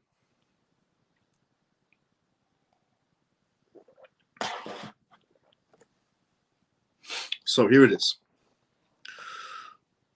Actually, before we go through it, let's go inside the comment section first, because this piece that I'm about to read you, you should know about it. But before I read what I'm going to share with you next, regarding, because now we're about to go into more Trump news. That's, regarding the market space, Trump news, Putin news, Ukraine news, Iran news, because all of that is what's happening right now inside the market. So before we talk about that, just for a quick second, let's go inside the comment section first, and then we go straight into the next news. As I previously, this is live, which means if you do have any questions, put it outside the comment section. More than happy to answer any questions you may have. So let's go quickly inside the comment section, and we go straight to the next news, because I really want to tell you the next news and everything else that's happening inside the market space. Hi, Miles. I already had that one. Okay, we were here. Hey, everybody. Custom, good to see you. How you doing? How you been? Orphan says, before Trump, I'm guessing he said he. So before Trump was re-elected, he said that he's more concerned about internal affairs from the outside affairs. That's what he learned from previous presidencies. Yeah, because there's a lot of ears inside the White House and any other essentially government department around the world. Now, market, but you're right, Orphan, very right. Now, markets are preparing for the most volatile day of 2025 yet when Trump talks to Putin today. So, Trump and Putin are about to be having a conversation today. And the crypto market space is stuck of, is it going to go up and react in a positive way because the war in Ukraine is coming to an end, or is it going to go down because Putin wants to continue, or Zelensky wants more money? So here it is. Markets are on edge as President Donald Trump prepares to speak with President Vladimir Putin about ending the Ukraine war today. The conversation is expected to focus on territorial essentially concessions, nuclear control, and possible ceasefire, all of which could shake global markets. Wall Street analysts are already warning of instability, and traders are bracing for essentially for major swings in stocks, commodities, and crypto. Trump confirmed the call during a press conference on Sunday aboard Air Force One while flying back to Washington from Florida when he was asked of when he's going to talk to essentially Putin, and Trump said on Tuesday, which is today. He said, "We want to see if we can bring that war to an end," he told reporters. Maybe we can, maybe we can, maybe we can't, but I think we have a very good chance. He also revealed that the weekend had been spent laying the groundwork for the discussions. The US president is trying to secure Putin's support for a 30-day essentially ceasefire that Ukraine has already agreed to. But the situation essentially on the battlefield is far from calm. On Monday, both sides continued launching heavy aerial strikes, and Russian troops pushed further into western, essentially Ukrainian territory, a region where Ukrainian forces have been holding ground for months.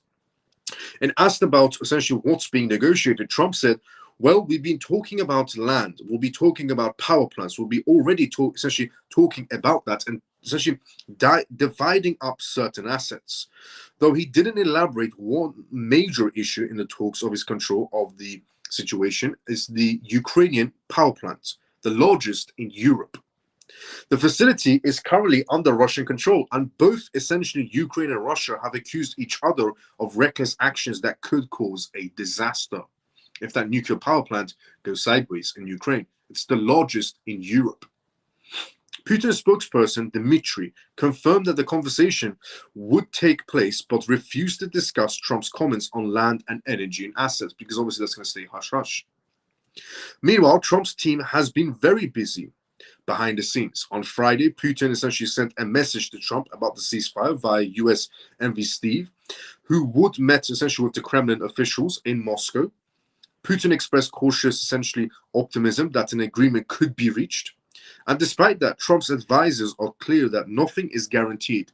And the Secretary of State, Mark Rubio, National Security Advisor Mike Waltz, and essentially Witkoff's all appeared on Sunday TV shows to emphasize that there are still major obstacles before a full ceasefire deal can be made. Markets are already feeling the pressure, on the verge of it. The S&P 500 is struggling to maintain a essentially second consecutive positive session, but even a slight gain isn't enough to convince Morgan Stanley. The firm chief essentially strategist Michael Wilson warned investors on Monday that the market is extremely fragile right now, and that the 5,500 level on the S&P 500 should create a tradable rally.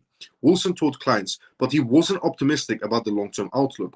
The more important question is whether such a rally extends into something more durable, and the market's essentially the end of the volatility seen year to date. The short answer is probably not. At midday trading, the S&P 500 was only up 0.1%, while the Nasdaq essentially compensated and slipped by 0.4%. Wilson pointed out that the major indexes like the Nasdaq essentially 100, Russell essentially 1000 growth, and Russell 1000 value was still trading essentially below their 200-day moving averages, meaning that the market's momentum remains weak. Analysts at RBC Capital Markets also see risk ahead. Lori, the firm's head strategist, lowered her base case target for S&P 500 from 5,775 to 5,500. And the revision means that even in the worst case scenario, losses for the year would be somewhat limited. Did you hear that, everyone? Even according to Wall Street heads and their top analysts, Wall Street top analyst heads, even according to them, the revision means that even in a worst case scenario of this whole war, the whole tariff situation, losses for the year would be somewhat limited. If it was going to be an incredibly terrible and disastrous year, then top Wall Street firm analysts will not be saying it's going to be limited in the most worst case scenario. They would have said it would have drastic impacts in the worst case scenarios. The market essentially could be fluctuating incredibly down, everybody losing incredible amounts of assets. Instead, they're saying in the most worst case scenario, it's still going to be okay inside the market space with Trump's tariffs and war scenarios. Again, CNN, NBC News, they'll never tell you that. They will say Trump is ruining the US economy and there's no hope for the US. While as Wall Street is singing a different tune. They're actually backing Trump's movements. We think this is a reasonable way to estimate where the S&P 500 could land by the end of 2025 if the index falls significantly below its essentially recent levels, she explained, a client note. The uncertainty isn't just about Ukraine and Trump's upcoming tariff policies, or another major source of market anxiety. On that topic, Trump, again, in terms of, we just talked about the Ukraine and Russian war. Now we're going to be talking about a second war that's brewing up. So as we're coming up to a ceasefire deal, and today is going to be the Trump essentially talking to Putin conversation, and we're going to find out if it's positive or not, and if Putin is going to back down, and if Zelensky is going to back down as well and stop begging for money, because that's all Zelensky does. He just begs for money. But then you can't blame the guy because Biden's administration was the one that put him in that situation. Biden's administration, well, Kamala Harris was the one that put him in that situation when she made a public speech of, we're going to use NATO to back Ukraine, which made Putin very angry on that matter. And that's how the whole war started. But obviously before that, the Biden administration told Ukraine to get rid of their nuclear power, and then they'll let them join NATO. And then before even essentially all that was going down, while that was going down, and essentially Ukraine was getting rid of their nuclear power to join NATO, Kamala Harris did a speech where they said NATO is going to be inside of Ukraine and they're going to be a part of Ukraine and so on, which then essentially escalated that war situation, which made Ukraine beg for money to sustain itself. And they needed somebody in Ukraine to lead all of this. They needed somebody useless, somebody like a lapdog or a goldfish to be used as the poster boy of Ukraine in this war and to make him look like the hero. So they used Zelensky, a part-time actress or actor. And, well, you can see how that ended. Trump is what we don't mind. It's now the second war that's brewing. The second war that's brewing with the US is Iran. So as one war is about to be coming to an end, another war is about to be starting. The first time around when Trump became president, he put extremely harsh sanctions on the Iranian government, which almost suffocated the Iranian government, which was a good thing, to be fairly honest. Because getting rid of the Iranian government will restore peace in the Middle East. And before anybody goes about and says, I don't know what I'm talking about, or how can I even, say what's happening in Iran and so on. I'm Persian. That means I'm Iranian, in other words. So I know what I'm talking about when it comes to Persian government. And nobody, the majority of people in Iran, want to remove the Iranian government. But unfortunately, they're having difficulty removing the Iranian government, the Iranian people. So they need secondary help. Now, why is the US helping the Iranian people and removing the Iranian government for them? Well, it's because it's going to work out in the favor of the US in the long run, which means Iran will once again control the Middle East, but by restoring peace instead of violence. Because the Iranian government has done nothing but essentially create violence in the Middle East by funding illicit activity groups. And they want to replace the Iranian government with the royal family of Iran, which will be 10 times better, or 1 billion times better. Because while the Shah of Iran was in power, the Iranian king was in power of Iran, there was not a single war in the Middle East that would break out. Because the king of Iran will essentially neutralize at that time period any war that would start out in the Middle East. But now that the Iranian king has left 45 years ago, he left Iran because the Iranian people were brainwashed to go against them. Well, the Middle East has been an absolute pitfall. Interestingly, when the king of Iran left Iran, his words were, "If I go, Iran falls. If I go, the Middle East falls. If I go, the world falls." That's exactly what happened. When he left, the Iranian people suffered. When he left, the Middle East was wars back to back. And when he left, you can see how the world is. He had a lot of power. He had a lot of power. And they brainwashed the Iranian people to go against them. But now, all of that is about to be changing.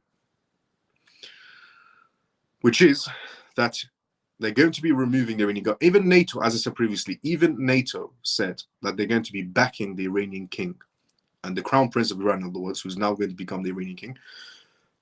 Even NATO said they're going to back the Iran king and even fly him in, basically, into Iran and land him on Iranian soil, and the Iranian government will do nothing about it. Now, Trump is trying to suffocate the Iranian government once more, but not only to suffocate them under sanctions, but to remove them this time around. They want to remove the Iranian government. Even Mark Rubio, Trump's right-hand man, Mark Rubio, who is right now doing the discussions between Zelensky and Putin and Trump, and he's Trump's right-hand man. Even Marco Rubio came out with a statement in front of Congress, and he said, in front of senators and so on, and he said, we want to essentially stabilize the Iranian government. We want to essentially, remove them because of what they've caused. And he even said, let me clarify. I am not talking about the Iranian people. I am only talking about the Iranian government. He said he's never seen a country where the people hate the government so much, but the government will not remove themselves and instead suffocate their own people, which is exactly what's going to be going on in Iran. The majority of people in Iran want to remove the Iranian government, but they can't. And Mark Rubio made that statement in front of essentially US powerhouses of why they're going to be helping out Iran. But in reality, it's also going to have a positive effect in the Middle East. No more wars in the Middle East is what's going to happen. Which means no more market uncertainty. If we don't have wars in the Middle East, better. Less people, essentially not, people don't get, injured and so on, and the market space stays stabilized. So here it is. All future attacks from Yemen made on US soldiers, US ships, commercial ships, will be considered an attack from Iran, even though the attack is coming from Yemen, Trump has stated. He said that essentially Iran has been playing the role of the victim for the longest time, which they have been. The Iranian government has been playing the role of the victim for 45 years. They fund illicit activity groups and pretend they have no idea about them. So here it is. Not only has Trump essentially put an extensive amount of rules and regulations to suffocate them and said the Iranian government is not allowed to have nuclear power, no missiles, no weaponry, no nothing, which basically means, you're getting shifted, or you could just leave yourself. So here it is. President Donald Trump escalated his essentially tensions against Iran today, declaring that any future attacks by the illicit activity groups in Yemen would be treated as a direct attack of aggression by Tehran, and Tehran is the capital of Iran, warning essentially that Iran would be held responsible and face dire consequences. If Yemen does any attacks, they see it as Iran has done the attack, because it is Iran that's doing the attack. Iran is smart. The Iranian government, what they do is use, for example, Syria to do their dirty work for them. The Iranian government will use the illicit groups they've created and funded in Afghanistan, in Syria, Lebanon, in Yemen, and essentially in Palestine and so on. The Iranian government will use their illicit groups to do their dirty work for them. And then when, S hits the fan, the Iranian government says, we have no idea about it. What are you talking about? We've never done that. That wasn't us. That was them. But Trump can see through the BS, and they know it's Iran that's funding these activities. They know it's Iran telling them where to hit. So that's why Trump has said, if any attacks happen, a single missile hits an American, essentially, army base or an American citizen or an American ship, it could be commercial or it could essentially be an army ship. Trump will see it as an attack that came from Iran, not Yemen. This is why I say this war is getting very close on the verge of it. Trump's remarks, posted essentially on Truth Social on today, followed a series of US military strikes over the weekend against the positions from Yemen. The strikes were a response to the group's persistent attacks on the Red Sea shipping, including direct assaults on US forces. While Iran has denied any direct involvements or backing for the illicit activity groups in Yemen, Trump insists otherwise because he can see through the BS.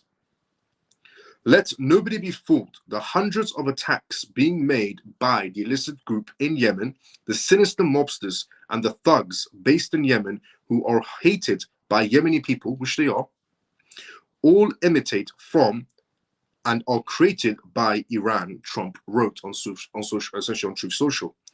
Any further attacks or retaliation by the illicit group from Yemen will be met with great force, and there is no guarantee that that force will stop there. Trump is saying if Yemen's illicit group takes an inch where they shouldn't, then we're going to start they're basically going to be seeing America's wrath, or wrath in other words, which means it's going to be a continuation of America pounding Yemen into the ground. And again, people will probably say America has never won a war, America lost against Afghanistan, and so on and so on. But the reality of it is, as I said previously, America didn't go to Afghanistan to win a war. America could have won the Afghanistan war within 2 hours.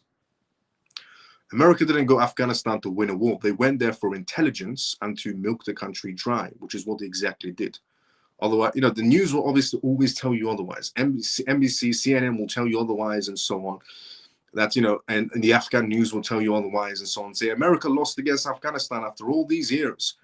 America could have flattened Afghanistan within 2 hours if they wanted to, but they chose not to, because intelligence is more important than flattening certain countries. So they use Afghanistan as a base for intelligence purposes, because Afghanistan is borderline to Pakistan. And that's also where a lot of activities happen essentially towards, Pakistan, Iran, and so on. They tend to work together.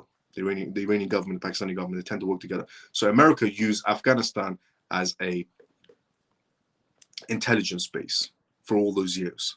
They didn't use it to go there and essentially win a war. They were never going there to win a war. They could have won the war in 2 hours if they wanted to, but they were going for intelligence purposes. So for anybody's out there who's still confused about America's power, America spends more money on military equipment than some countries' GDPs. So that should put you essentially in a perspective of how much power America has when it comes to their military. They spend more money on it than some countries' GDPs, an entire country's GDP. I don't know why some people are so brainwashed into thinking that any country had a chance against the US, any Middle Eastern country had a chance against the US, even for a second. They just believe complete BS. When you have a country that uses an entire GDP of a country to fund itself in terms of military, it boggles my mind of how much people are brainwashed when they didn't realize it was only for intelligence purposes. But anyways, put that aside. Trump has accused essentially Iran of directly orchestrating the illicit activity military actions, rejecting claims that Tehran lacks in controls over the group. They are dictating every move, giving them the weapons, supplying them with money and highly sophisticated military equipment, and even so-called intelligence, that Iran is sharing intelligence with all these illicit activity groups. Trump wrote, every shot fired by the illicit group in Yemen will be looked upon from this point forward as being a shot fired from the weapons and the leadership of Iran. That is a very, very bold statement that Trump has made.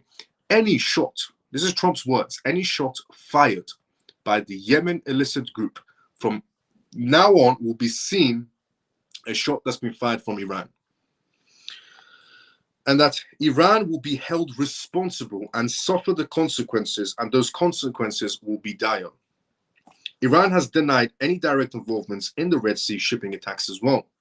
And in response to US airstrikes against the Yemen illicit group, the Iranian officials issued threats of retaliation.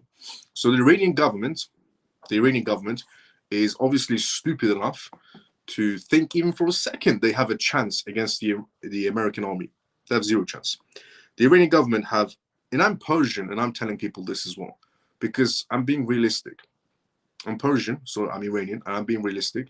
The Iranian government has zero chance against the American army. Zero chance. There's no chance whatsoever they're going to be essentially winning this war at all. It's just the chance that the Iranian government has of winning against the US is about minus 1,000%.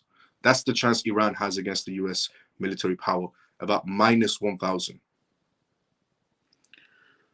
And good, essentially, because Trump is going to be easily removing the Iranian government. So Iran has denied any direct involvements, and essentially this is what Iran said in response to Trump. I warn all enemies that any threat being carried out against Iran will draw a tough, decisive, and devastating reaction, said the general of Iran. Head of Iran's Islamic Revolutionary Guard Corps said in a statement to the state-run media outlets today, essentially, he said any movements towards Iran will be seen as dire as well. So basically trying to go against Trump and say, if you do this, we do this.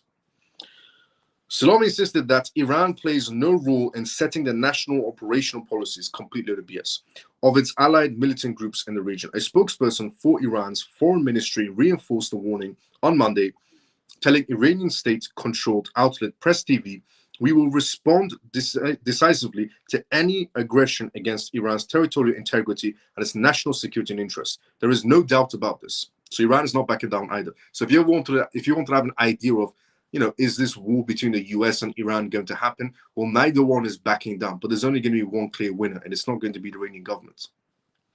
Over the past 18 months, and just to give you a perspective, because ironically, the people that, not everybody, just want to point this out, not everybody, but a lot of people who are still against Trump and who are against Elon Musk, even though Elon Musk is trying to show the corruption that's happening, and Trump is trying to fix the US and also show the corruption that's happening as well.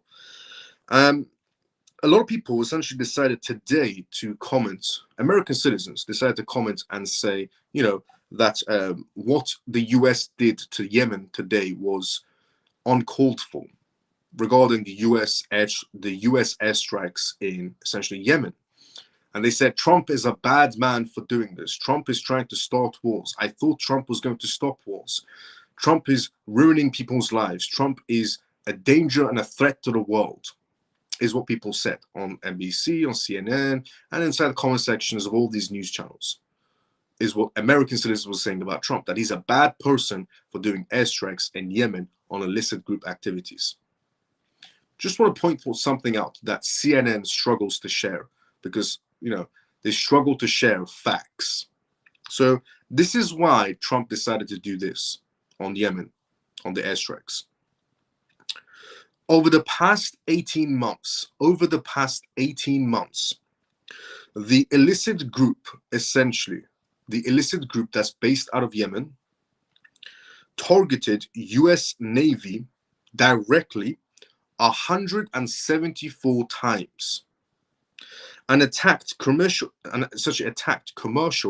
vessels 145 times, often with guided precision weapons, said the Secretary of State Marco Rubio. So this illicit group attacked essentially US navies 174 times in the past 18 months and attacked commercial ships 145 times. Again, this is something that CNN will struggle to share, because facts should not be shared on CNN. Only delusions should be shared on CNN. Rubio said that such attacks threaten freedom of navigation in a shipping lane, critical for global commerce, and that the United States will respond with force until they stop. So you can see under Biden's administration, they pretty much let the illicit group that's based out of Yemen have a free-for-all. They would attack American ships and nothing will happen. They will attack commercial ships and nothing will happen, because Biden was obviously half asleep, and Biden's administration were too busy filling their pockets with taxpaying dollars. We're not going to have these people controlling which ships can go through and which ones cannot, said Marco Rubio. Facts. adding that the US's response will go until they are no longer have the capability to do that. Good. The US is on the right path, and they had every right to essentially do those attacks on Yemen in terms of airstrikes, because this group attacking 174 times American military ships on purpose, attacking 145 ships, 145 commercial ships that were not military related in any sort of a way, and try to take control of them, and even take out people, regular folks. So this is why the US is responding to them and saying, we're going to continue this until they'll never be able to do that again. Attack American ships or attack regular commercial ships. The illicit group have claimed, the illicit group out of Yemen have claimed that their attacks on the Red Sea shipping are in retaliation for the situation that's going on in Palestine and Israel. And that Iran-backed, essentially, illicit groups that's based out of Palestine is one of their reasons as well. The State Department recently essentially said that the illicit group that's based out of Yemen, as a foreign, essentially, organization, they've put them back on the T list. Now, everybody can guess what the letter T list is. It's the list, in other words. So, under Biden's administration, the Yemen attack group was not considered a bad group of people. Under Biden's administration, the Yemen illicit group of activity people were not considered bad people because they were not on the T list. Under Trump's administration, they're definitely on the T list, because I don't understand, how can you have a US president who doesn't retaliate when 174 American Navy ships were attacked upon? This is how useless Biden's administration were, where they let American soldiers be slightly in fear of random attacks.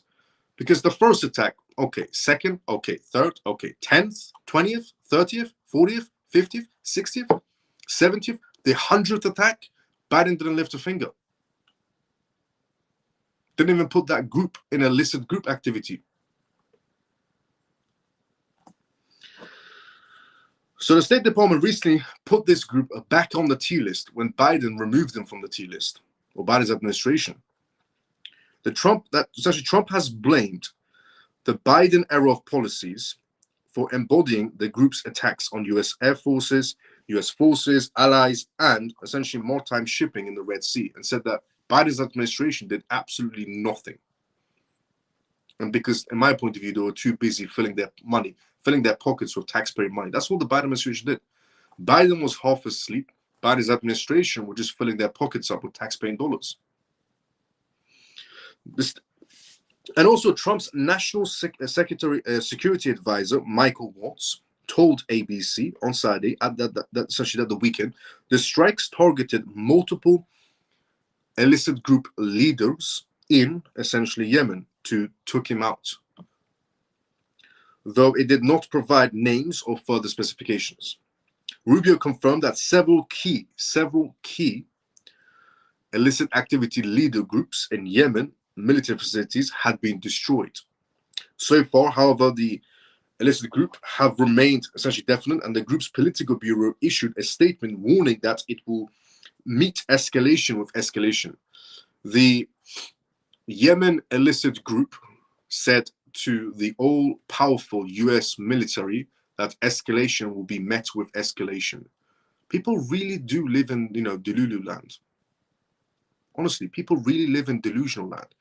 That Yemen, with its small military power, and in some cases, the Yemen military will essentially do practices with no bullets because they can't afford bullets to use for practice bases.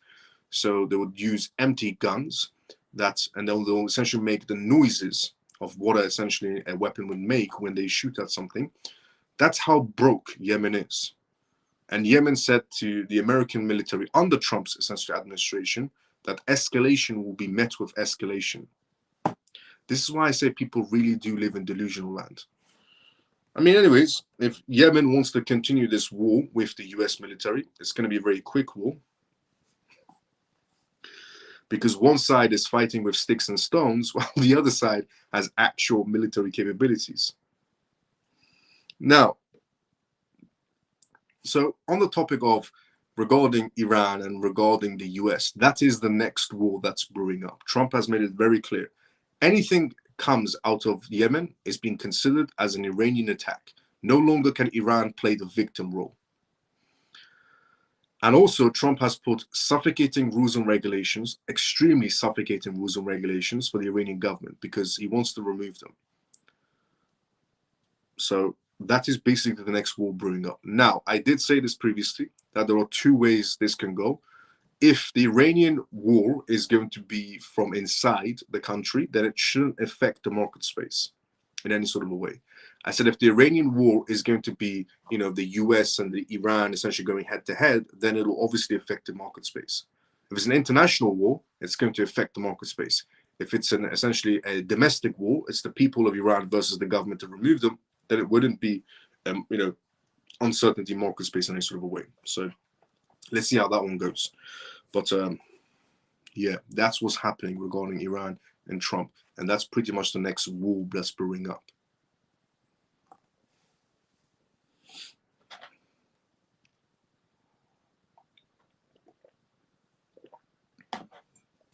But shameful that Biden or even Biden's administration couldn't lift a finger to protect, literally to protect American soldiers.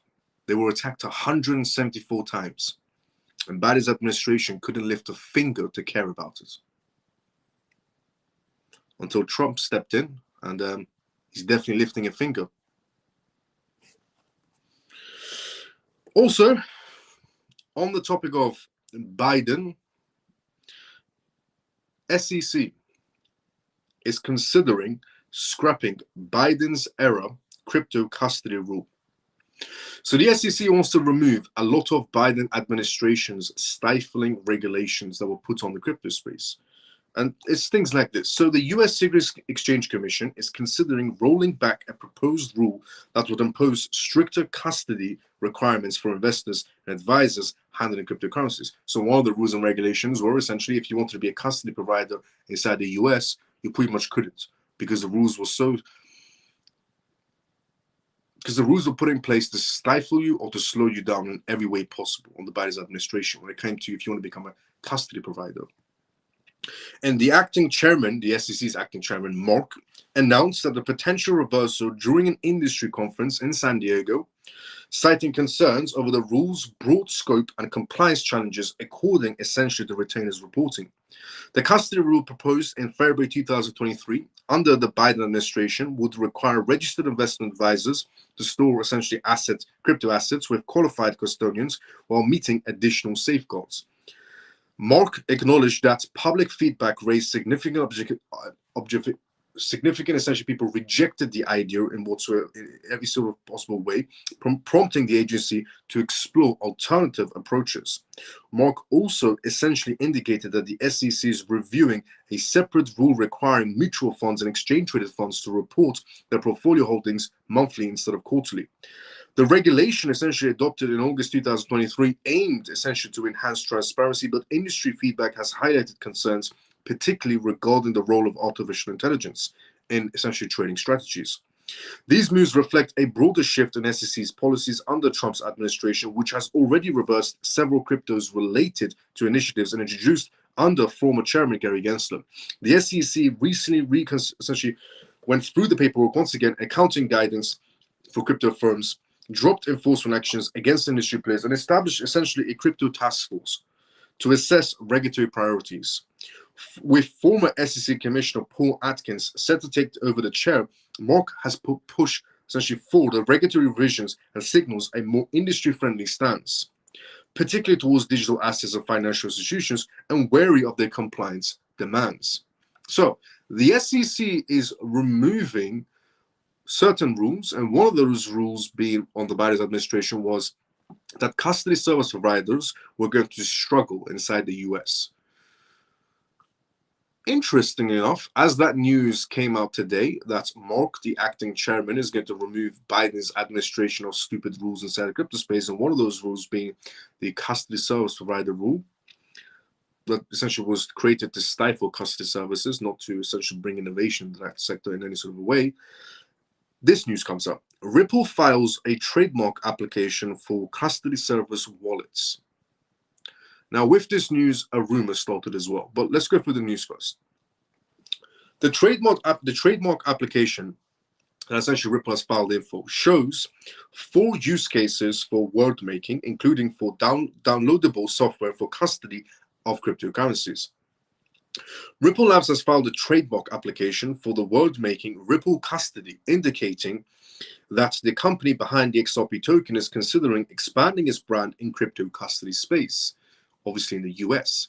So the same day that Mark, the acting chairman of the SEC, comes out and says they're going to be removing the law, essentially the regulation that was put in place by Biden's administration to stifle crypto custody services, is the same day that Ripple's news is coming out by their filing of custody services. The filing notes that 4 use cases for the word essentially mark, including one of those that reads financial essentially services, namely custodial services and the nature of maintaining storage and position of cryptocurrencies for financial management and purposes. Crypto custodians store and manage digital assets for individuals and institutions, aiming to minimize risk such as private keys loss and security breaches. The demand for custody services has grown significantly in recent years, and especially following the approval of the ETFs in the US in 2024.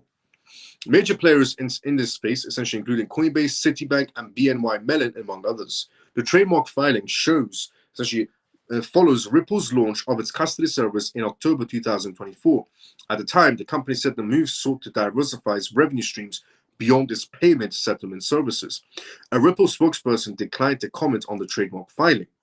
Another use case listed in the trademark filing reads downloadable software for custody of cryptocurrencies, fiat currencies, virtual currencies, and digital currencies. Downloadable software for transmission and storage of cryptocurrencies and fiat currencies and virtual currencies and digital currencies.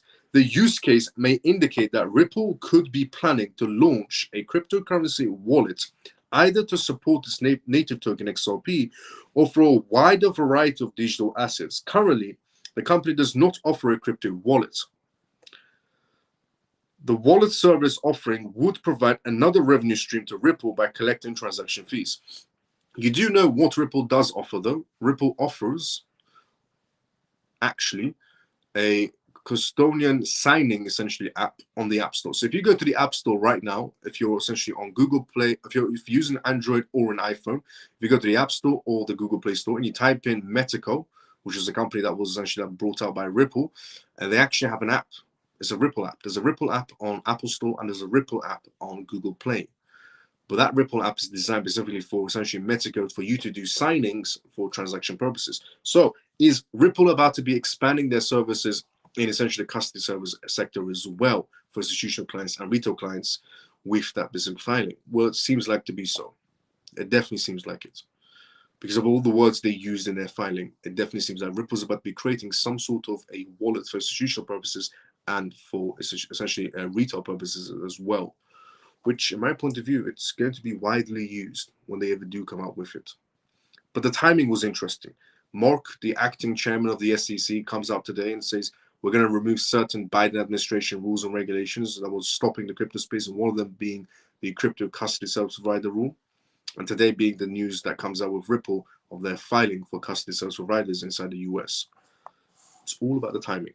And on that note, of everything we went through on tonight's live, regarding tariff scenarios, regarding war scenarios, regarding market movements and future market movements and even in short time, and everything else is happening around the world and the Ripple news, we have come to the ending of tonight's live. So if you're watching this for the first time ever, this was the CMF live show. And the CMF stands for Crypto Miles Family, and my name is Miles. And on this live, I always talk about the most recent news that's happening around the world in terms of cryptocurrencies, CBDCs, AI, politics, and regulations.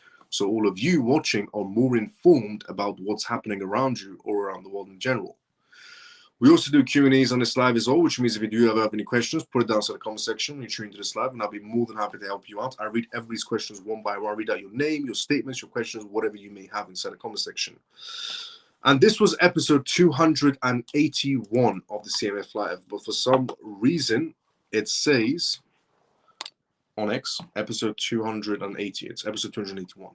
But for some reason, it says episode 280. But we have reached the endings of tonight's live.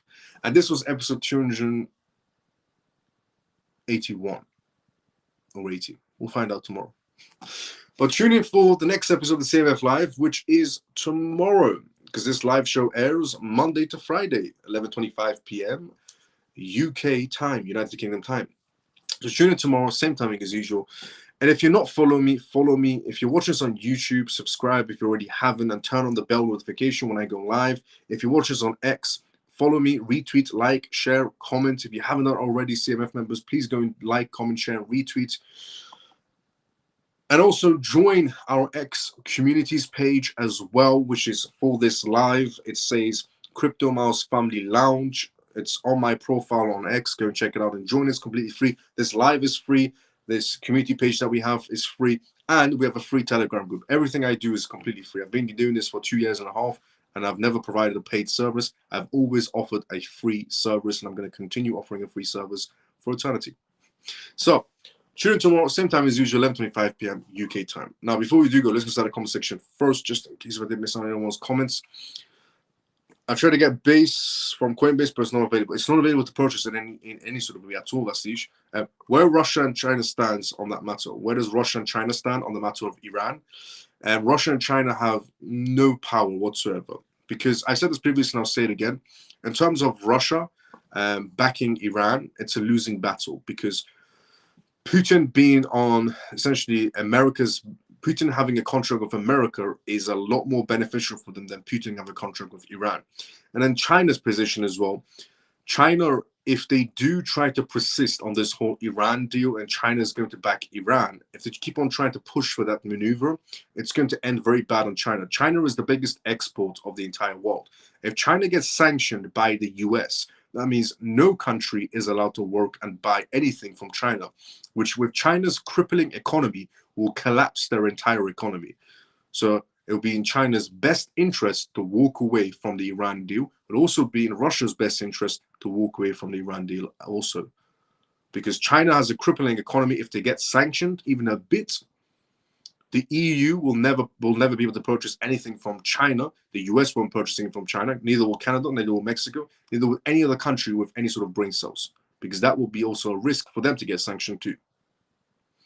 So China has a very crippling economy. If they continue this charade of backing Iran, it will end very bad for their entire economy.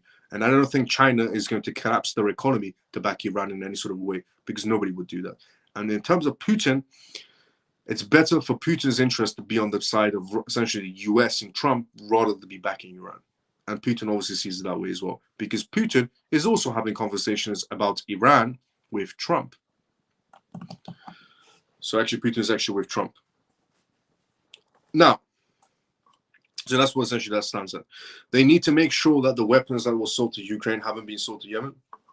Zelensky is so crooked. I agree 100%. Let's go Stormy. Good night, Miles and CMF family. Frankie, brother, see you tomorrow sometime as usual. This is bullish news. We're going to Ripple. Yes. Night, Miles and CMF. Pablo, good to see you as well. How you, Pablo? See you tomorrow sometime as usual as well. Thanks, Miles. Good night, CMF. Let's go Stormy. See you tomorrow same time as usual as well. Thanks, Miles. Good night, CMF. See you tomorrow. See you tomorrow same time as usual as well. Joe, see you tomorrow same time as usual. Thank you, Miles, and have a thank you, Miles and CMF. Good night and see you tomorrow. Mike, see you tomorrow same time as usual as well. Thanks, Miles. Good night. Coming to see you tomorrow same time as usual as well.